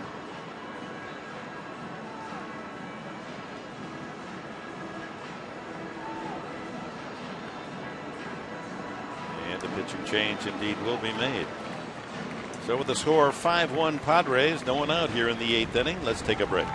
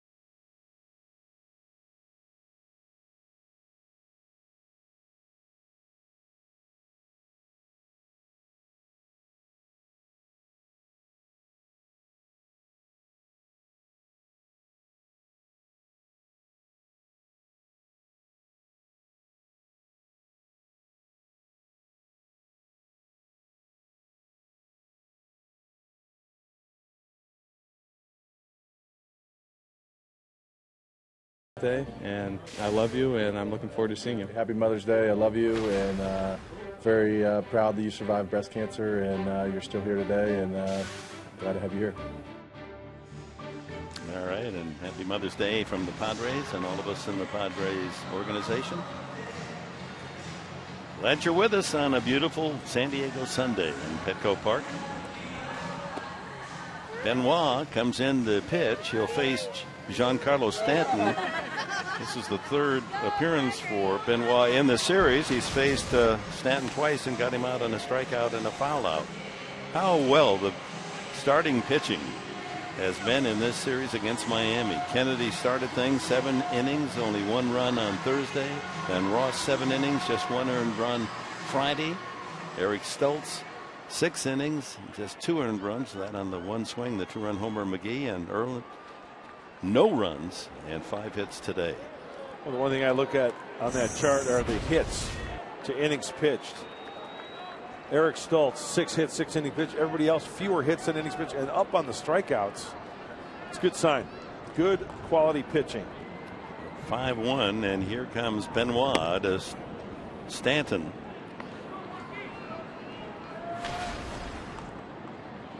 th appearance for the big right-hander.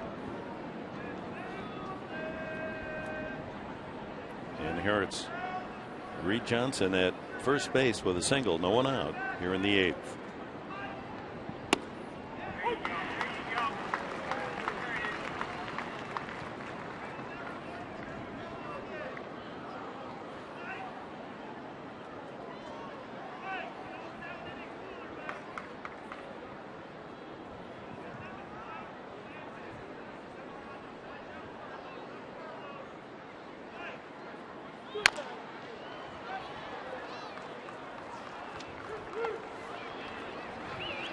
Well, Joaquin Benoit is a big kid. When you look at his arm angle, not really a lot of deception. It's just the arm speed and location. He's pinpoint control with that fastball and that changeup being his secondary pitch. He gets a lot of swings and misses. As Dick mentioned, Giancarlo Stanton struck him out in the 8th inning yesterday on that changeup.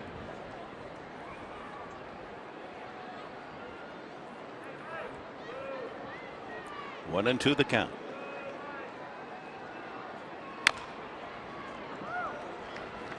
You know, in the 2011 draft, this goes back to Jose Fernandez, the outstanding right-hander who worked the Friday night game. They picked Fernandez in the first round, the 14th player overall.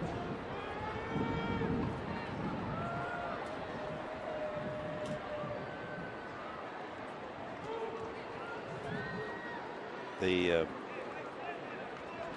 have 2 picks or something because they also selected Matt Dominguez, the third baseman who's now with the Astros, but had a chance to select Jason Hayward. Right center field, not hit very hard, and that's going to fall in front of Denorfi. He throws to second base and not in time to get the force. So Stanton, we're accustomed to seeing the ball fly off his bat, bloops a single to right, and watch out, the Marlins 3 straight hits are a swing away from making this much too interesting.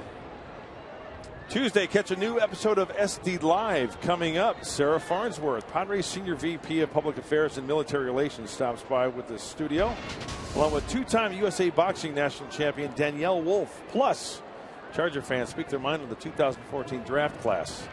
That's Tuesday after Padres Live right here on Fox Sports San Diego.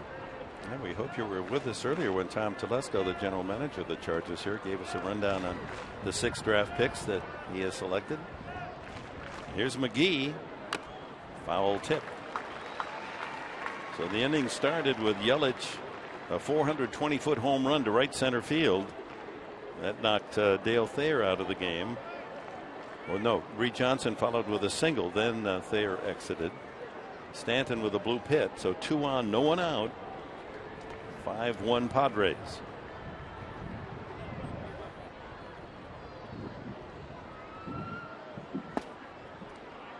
A couple of hits for Stanton today as he extends his hitting streak to 13 straight games.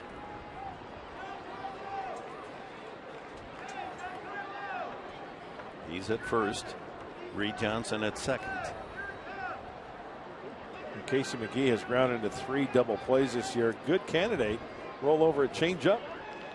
Keep it on the infield.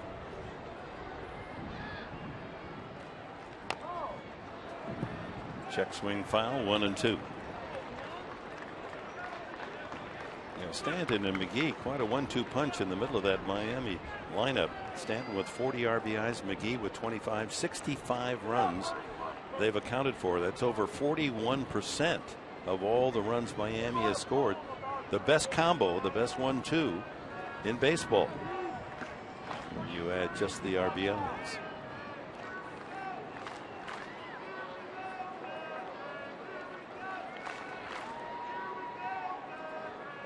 Low outside target, Grandal.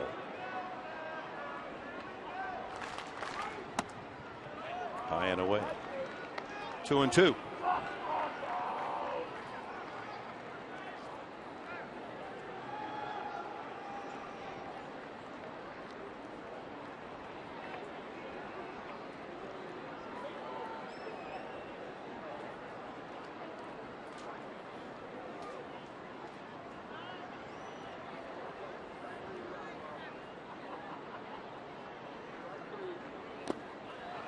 Bounces at 3-2.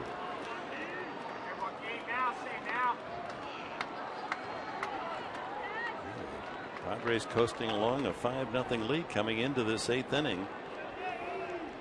Suddenly things growing tighter and tighter. Home run, single, and now a 3-2. A wrinkle being rubbed into the ball by Joaquin Benoit. Well, last pitch 2-2 to go 3-2 was a changeup. Joaquin Benoit has shown in the past he'll throw that changeup any time in the count. Just because it's a fastball count doesn't necessarily mean he will throw one, but a well-located fastball here should do him just fine. With the runner on second, shaking off a lot right there.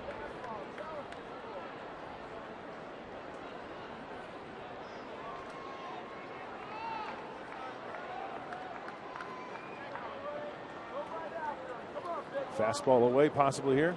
The fastball in.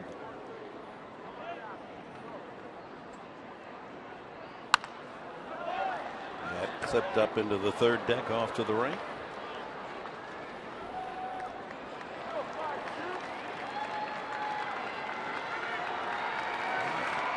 You may not have a lot of company, but that's not always a bad thing. The ball comes right to you.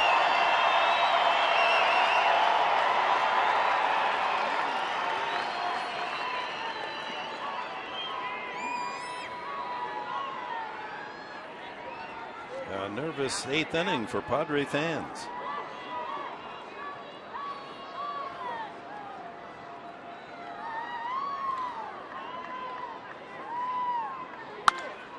Right field, Denorfia is there for the first down.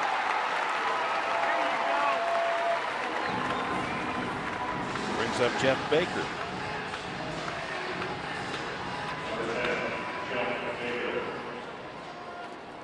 Baker singled his first time up and has grounded to short the last 2.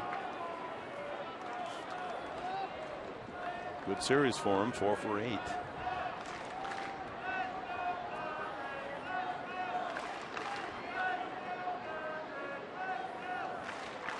But Black trying to see his team win 3 in a row for the first time this year.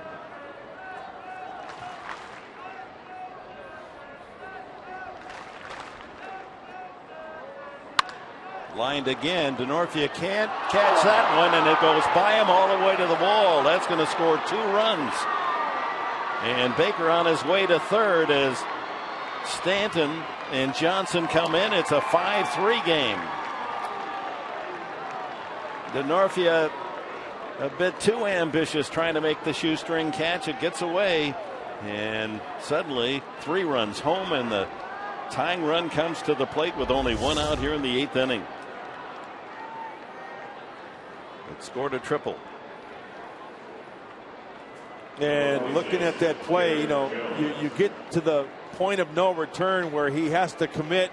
That ball goes right under the glove. Catchable? Yes. We've seen Chris Denorfia make spectacular plays out in right field.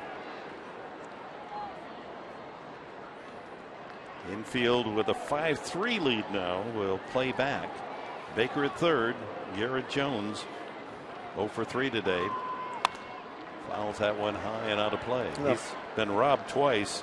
DeNorfia made a big catch running away to grab his drive in the second, and Alonso diving toward the line smothered a bid for extra bases his last time up. You know, that ball was hit so sharply. If you play that on the one hop, right, everybody just moves up 90 feet. Keep the double play in order. Change up outside, 1-1. Hey, Joaquin, go get it. Go get it. Houston Street hoping he can close the deal on a Padre win.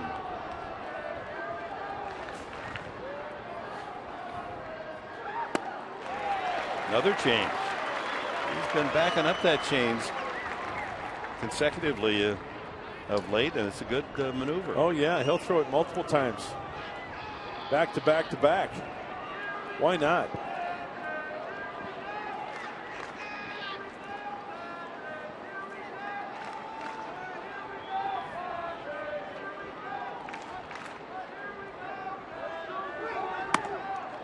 And then back with a fastball at 94. 2-2.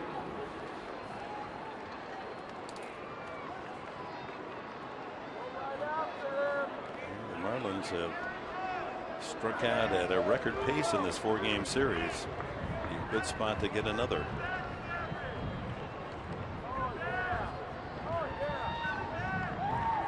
Oh, almost to the screen, and Grandal one-hands it. 3-2.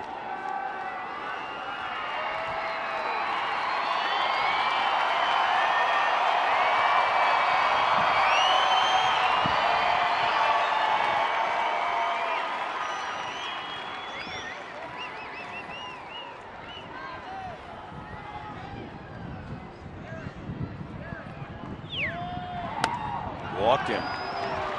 Tying run is on. So the bullpen that has been par excellent all season long is scuffling here in the 8th inning. That warrants a visit from pitching coach Darren Balsley. Just looking back in my book, the last time the Padres gave up 3 runs in an inning was back on Wednesday against the Royals in the 1st inning. Giving up a run here, a couple runs there, but it goes to show you how well the pitchers have been throwing. All started with Yelich hammering a home run to right center, 420-foot drive to make it 5-1. Reed Johnson singled. Benoit Edwards gave up the blue pit to Stanton. McGee lined out to right, and then Baker with a triple that skidded under to Norfia to drive in 2. The walk to Jones puts runners at the corners, 1st and 3rd, and brings up Echeverria, who's 2 for 3 today. He's got power, 5 home runs.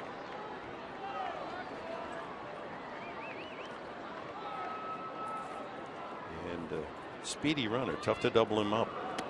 Chases one, goes back to the screen, and the runner will go to second base, but Baker pulled up. He was on his way, and third base coach Brett Butler said go back. So now the tying run in scoring position. Good job by Grandal fielding the carom, and that discouraged Baker from coming home, but allowed Jones to go to second.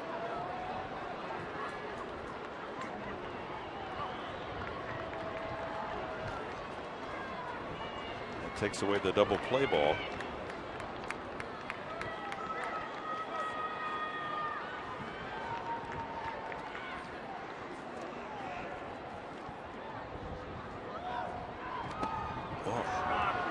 Bounces in. 1-1. Well, just checking back, the Joaquin Benoit has been used 3 out of the last 4. I think 4 out of the last 6. And we know that there were some extra inning games there, and the bullpen getting a lot of work. Jared Saltalamacchia, the switch hitting catcher, is in the on deck circle. Jeff Mathis due to hit next. Hardly in the on deck circle. He's almost behind home plate. Saltalamacchia. Yeah, they should push him back on the on-deck circle. Not supposed to do that. 1-1 to Korea. 2 men in scoring position. Swing and a miss. Changeup.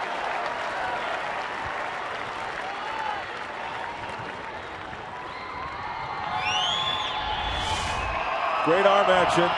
All about making adjustments as well. And Joaquin Benoit adjusts and makes a good quality pitch.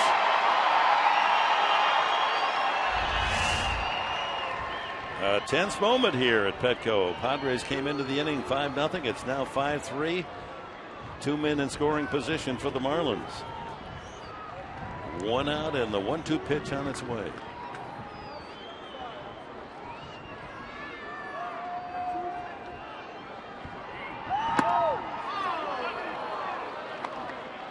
Another changeup.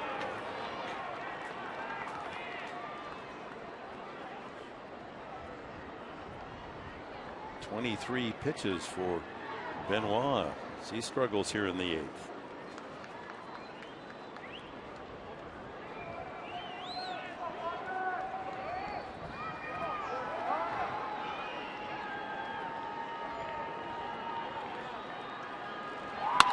Up the middle, that'll get a run home. Jerko gets the out at first. It's 5-4 as Baker scores. And Jones moves to third. I mentioned earlier 3 out of 4, 4 out of the last 6 for Benoit. Multiple innings against the Miami Marlins back on Thursday, first game of the series. Only 1 hit. So 4 runs in the inning, and with 2 outs, the 8th man to bat is pinch hitter Jared Saltalamacchia. Tying run 90 feet away.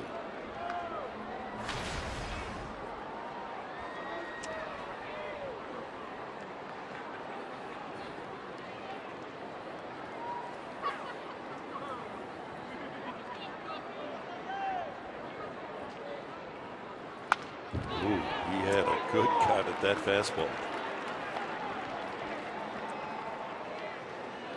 He's 0 for 10 in the series, Saltalamacchia, and he's faced Benoit before. He has 1 base knock and has been punched out 3 times.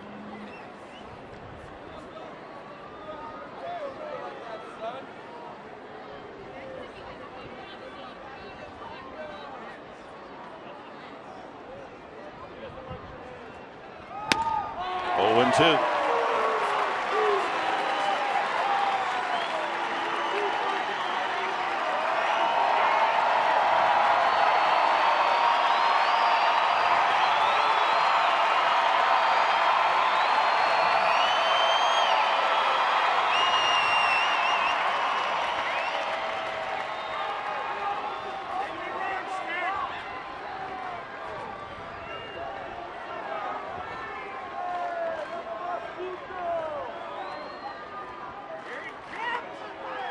Struck him out. My, oh my. That was a tough inning for the Padres as the Marlins come through with 4 runs on 4 hits. It's a 1-run game.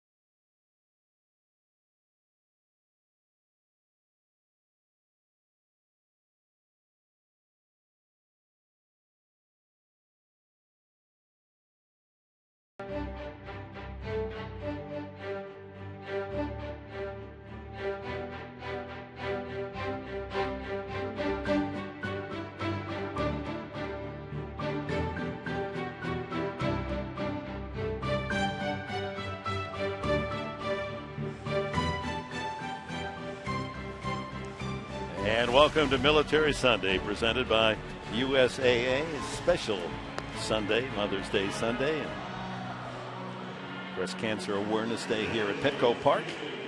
And another tight game. The Padres have played plenty of those, leading the National League most of the year. 25 games decided by 1 or 2 runs, as the ace, A.J. Ramos of the bullpen, comes in for Miami to work the last of the 8th inning. He got the win in the 11th inning affair, 3-1 on Thursday night. Nick Hundley will pinch hit for Benoit. We'll see Houston Street try to close it out in the 9th inning.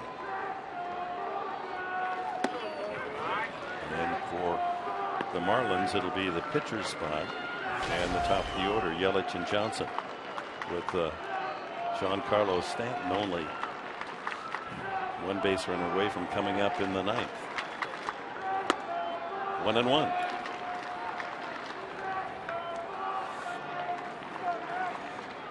Hundley, far and away the most productive pinch hitter for the Padres, has 5 pinch hits, 13 at bats.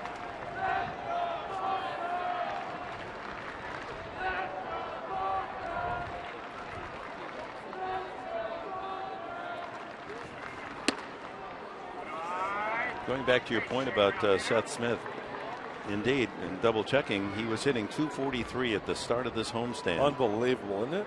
Raising his average, what, some 70? 90 points. 90 points, goodness. That is a homestand. 3-1. Well, the Padres like to get at least a run back here and give Houston Street something to work with. 5-4 the score, San Diego. 1 in the first on Venable's home run, a 4-run 4th. Marlins answering with 4 of their own in the top of this inning, the 8th.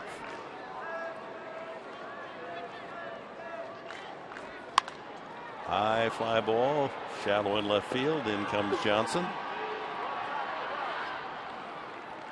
1 away, and time now for our Carl's Jr. star of the game, and the 23-year-old left-hander from Santa Cruz, Robbie Erlin, with 6 1/3 shutout innings, is indeed our Carl's Jr. star of the game.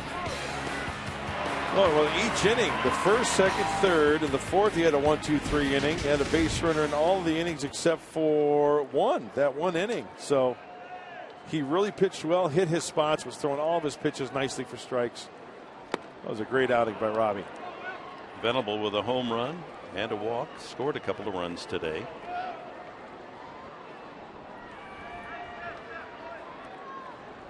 DeNorfia to follow here in the last of the 8th, and Houston Street ready to perform with his mother and wife here to cheer him on.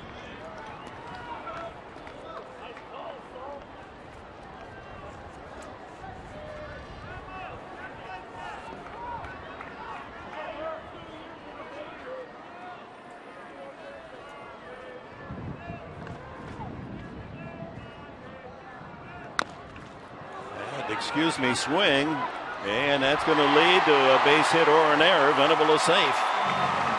Ball bounding off home plate, and the kangaroo bounce gave Venable a chance to run it out. If McGee fields it cleanly, who knows? And the scorer says that he wouldn't have gotten him anyway, so it's an infield hit. Well, it does a good job of peeling off right there. Ramos does, and McGee just cannot find the handle with the glove.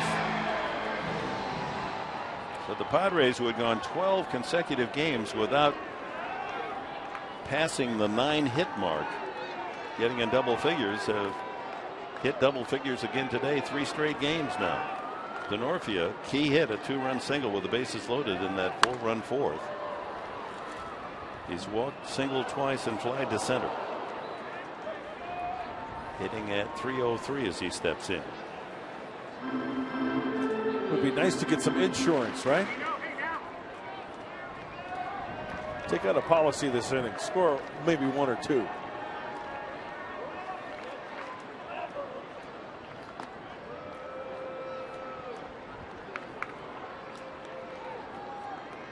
Padres 5-0 lead reduced to 5-4 here in the 8th inning.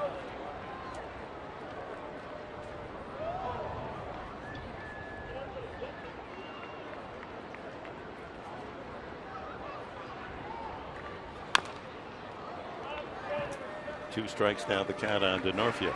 Well, the guy you want up to the plate with multiple runners on deck is the guy on deck, Seth Smith. Tried to put some pressure on Ramos and the Marlins. He can't wait to get to that dish. 8 hits in the last 3 games. 7 runs batted in for Smith.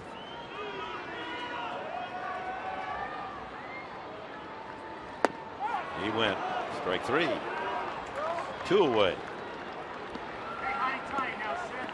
So Seth Smith has had just a rip-roaring time here in the Miami series.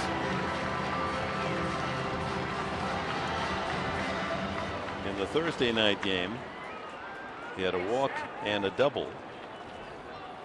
1 for 4. Then Friday night, triple home run double.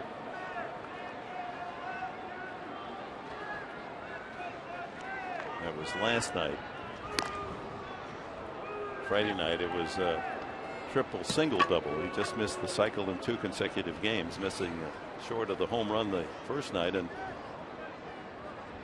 just a single away last night of the cycle.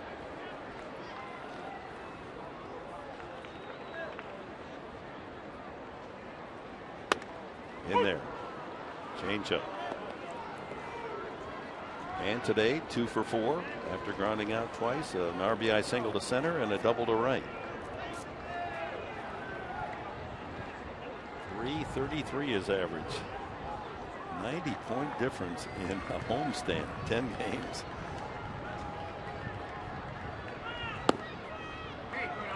Well, he's always hit well here at Petco Park, and that was an influence for Josh Burns, the general manager, in making the trade with Oakland. Wanted a left-handed bat and one that enjoys these confines, and Smith is the man. He's shown that indeed this ballpark is to his liking.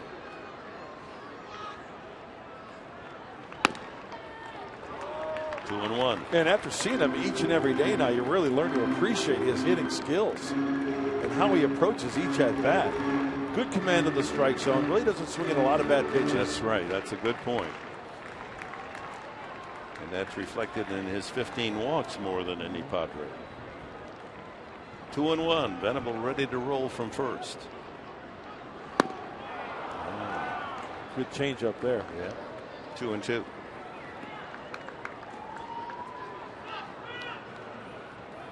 He's done him a lot of changeups. I think that was the 3rd changeup in a row from AJ Ramos. Ramos 3-0 as a reliever.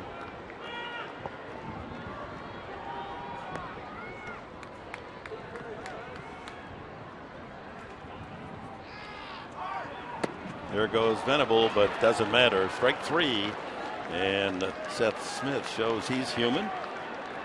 As the Padres gone in the 8th, it's up to Houston Street. He's been nearly perfect all season long. Street comes in looking for another Padres save.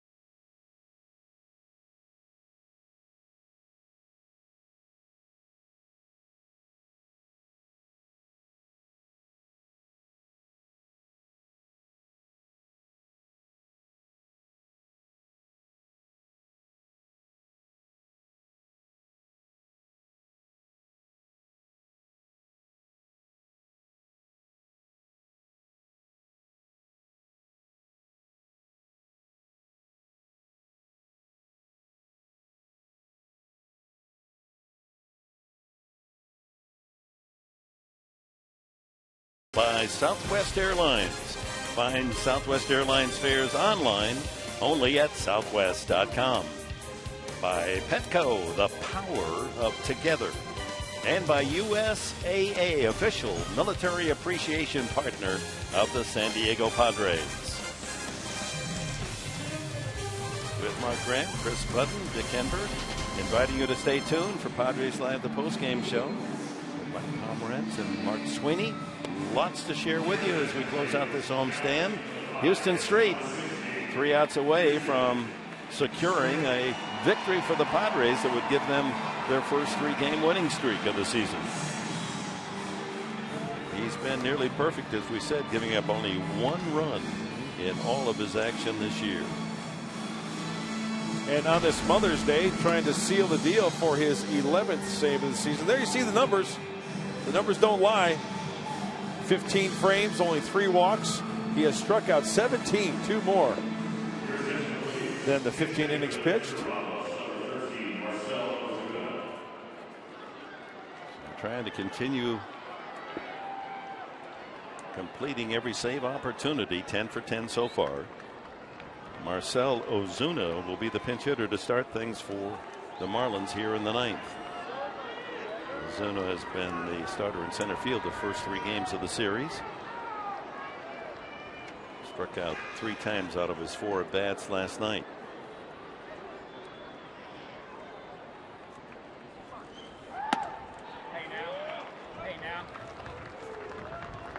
Ozuna, .263 hitter on the season with 6 home runs. Looks like Houston Street kind of lost his footing a little bit on that last delivery out in front, the landing area. So he was just doing a little landscaping on that landing area on the mound. Ozuna 3rd on the team in RBIs behind Stanton 40 and McGee 25 with 21.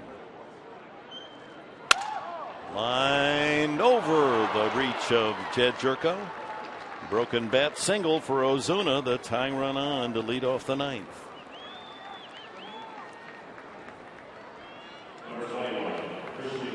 Top of the order, and Christian Yelich.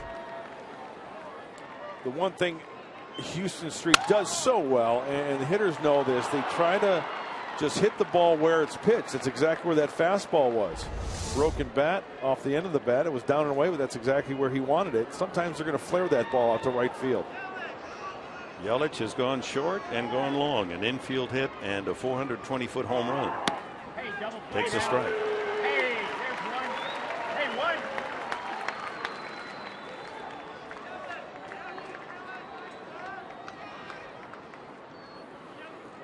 Marlins have now out-hit the Padres 11-10.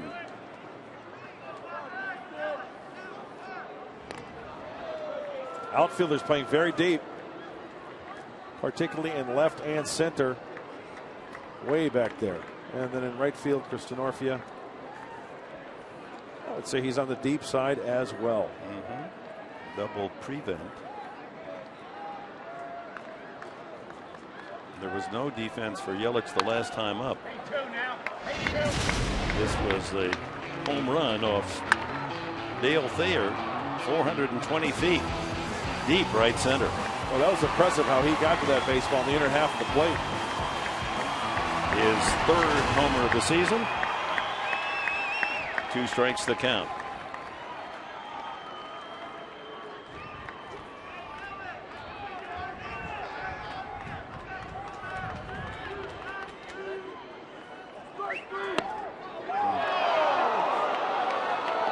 Street thought he had him.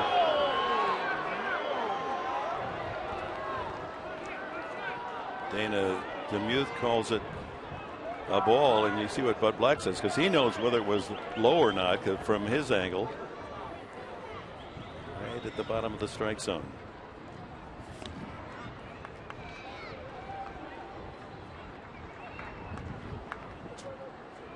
DeMuth has not been a low ball umpire today. That's a big pitch. Instead of a strikeout, it's 1-2.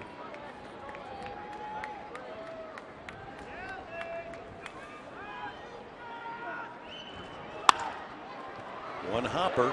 There's one. Back to first. Not in time. Yelich is above average speed, and he's able to outleg a possible double play. Well, he's safe on the fielder's choice.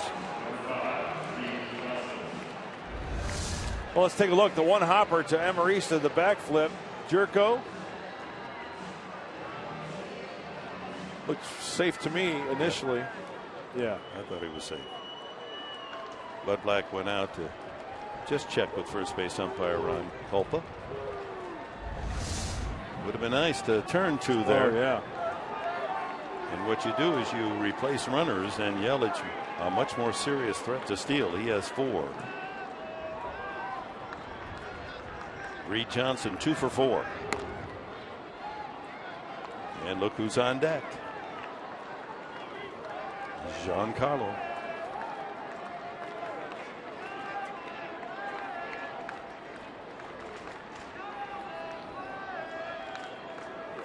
Single and a double for Reed Johnson.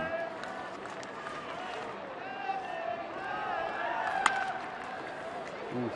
He had a single and a double, RBI double last night.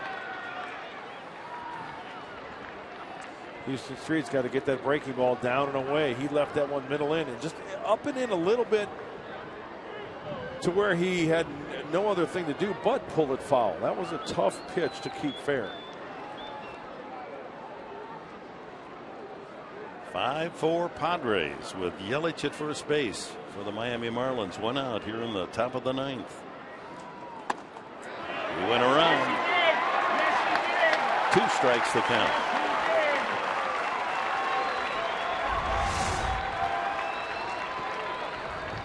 You betcha.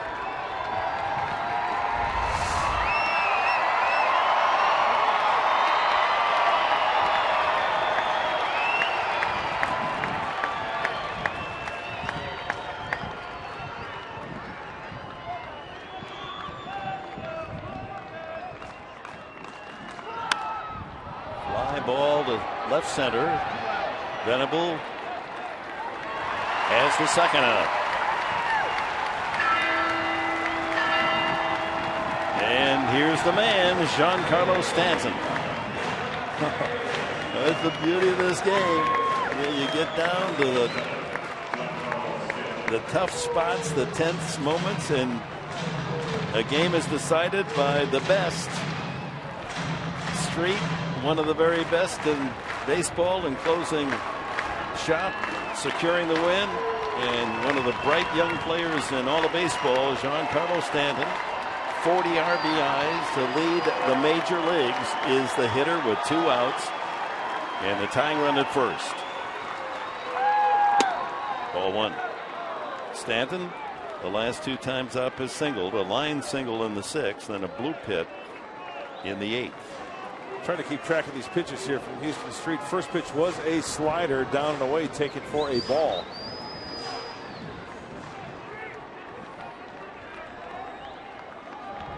Stanton with 2 outs in the 11th inning on Thursday night. Hammered a home run to right center to win it for the Marlins 3-1.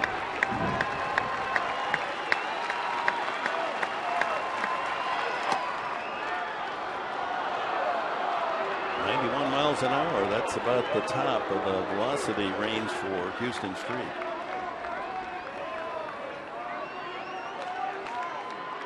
And again, he doesn't get the call. Yep. Oh, Dana DeMuth would have been tough here in the 9th. That's definitely low, and it's 3-0. J.C. McGee waits his turn. Well, you know, there's an old adage in baseball, right? Don't let the big stud beat you, right? You walk him here. I would. That's not the worst fate, I don't think. And he does on 4 pitches. What that does do is move the tying run to second, and Stanton represents the go-ahead score, and it's up to Casey McGee, who's 0 for 4. But he's lined out to the right fielder the last 2 times.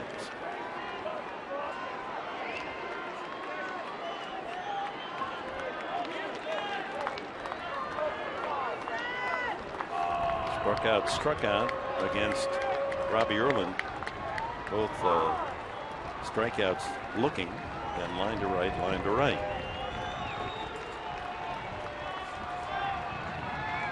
Yelich with plenty of speed carrying the tying run at second, and Stanton can run too at first base, and ball one.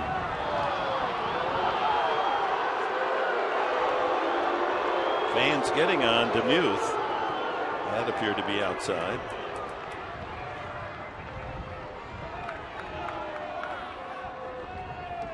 Well outside.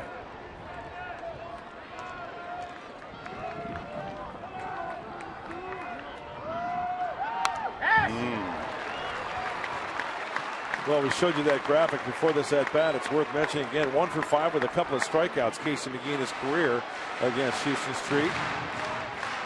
Got away with a high slider right into the power zone of McGee.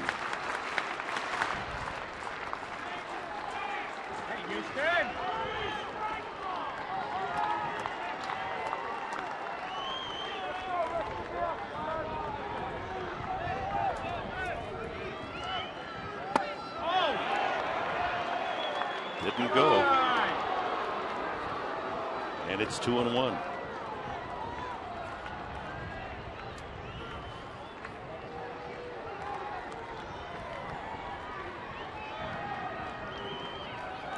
Two outs in the top of the ninth. A one-run game. Street attempting to save it. 2 on. And now 3-1 the count.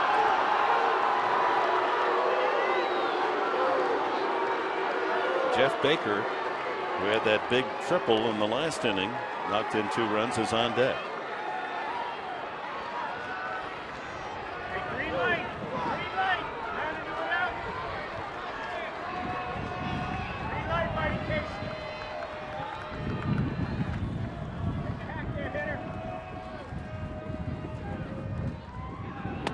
Walked him. Bases are loaded.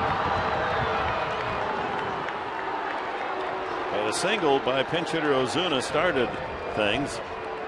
He was erased on a fielder's choice, Yelich. And then with 2 outs, Stanton and McGee walked to load the bases for Jeff Baker. Baker a single and a 2-run triple. 5 hits and 9 at-bats in the last 2 games for Baker. He came into this series hitting 151. Now hitting 213.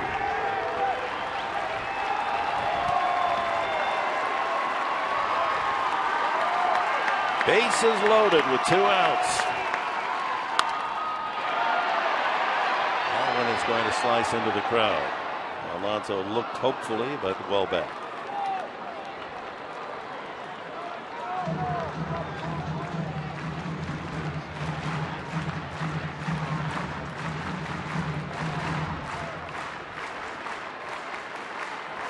Jeff Baker and Houston Street, teammates briefly with the Rockies back in 2009.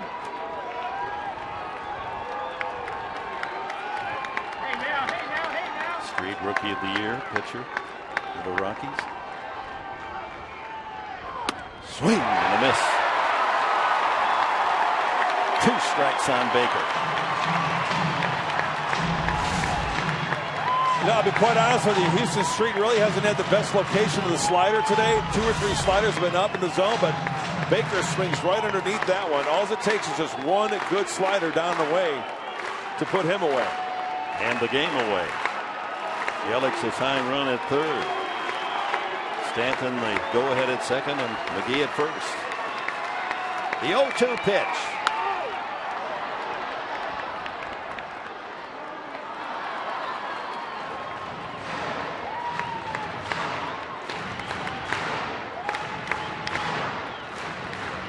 Well, you couldn't build it more dramatically in the ninth. The home team leading by 1. The visitors looking for a go-ahead win, have the bases loaded. They've rallied from 5-0 down. Houston Street has the advantage here. 2 strikes on Jeff Baker.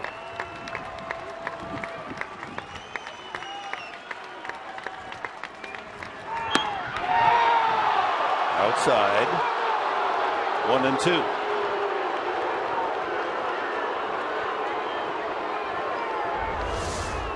That's a ball off the plate. Yasmani does a great job to try to frame that one, but that was a ball according to Trax. What a good pitch on 0-2.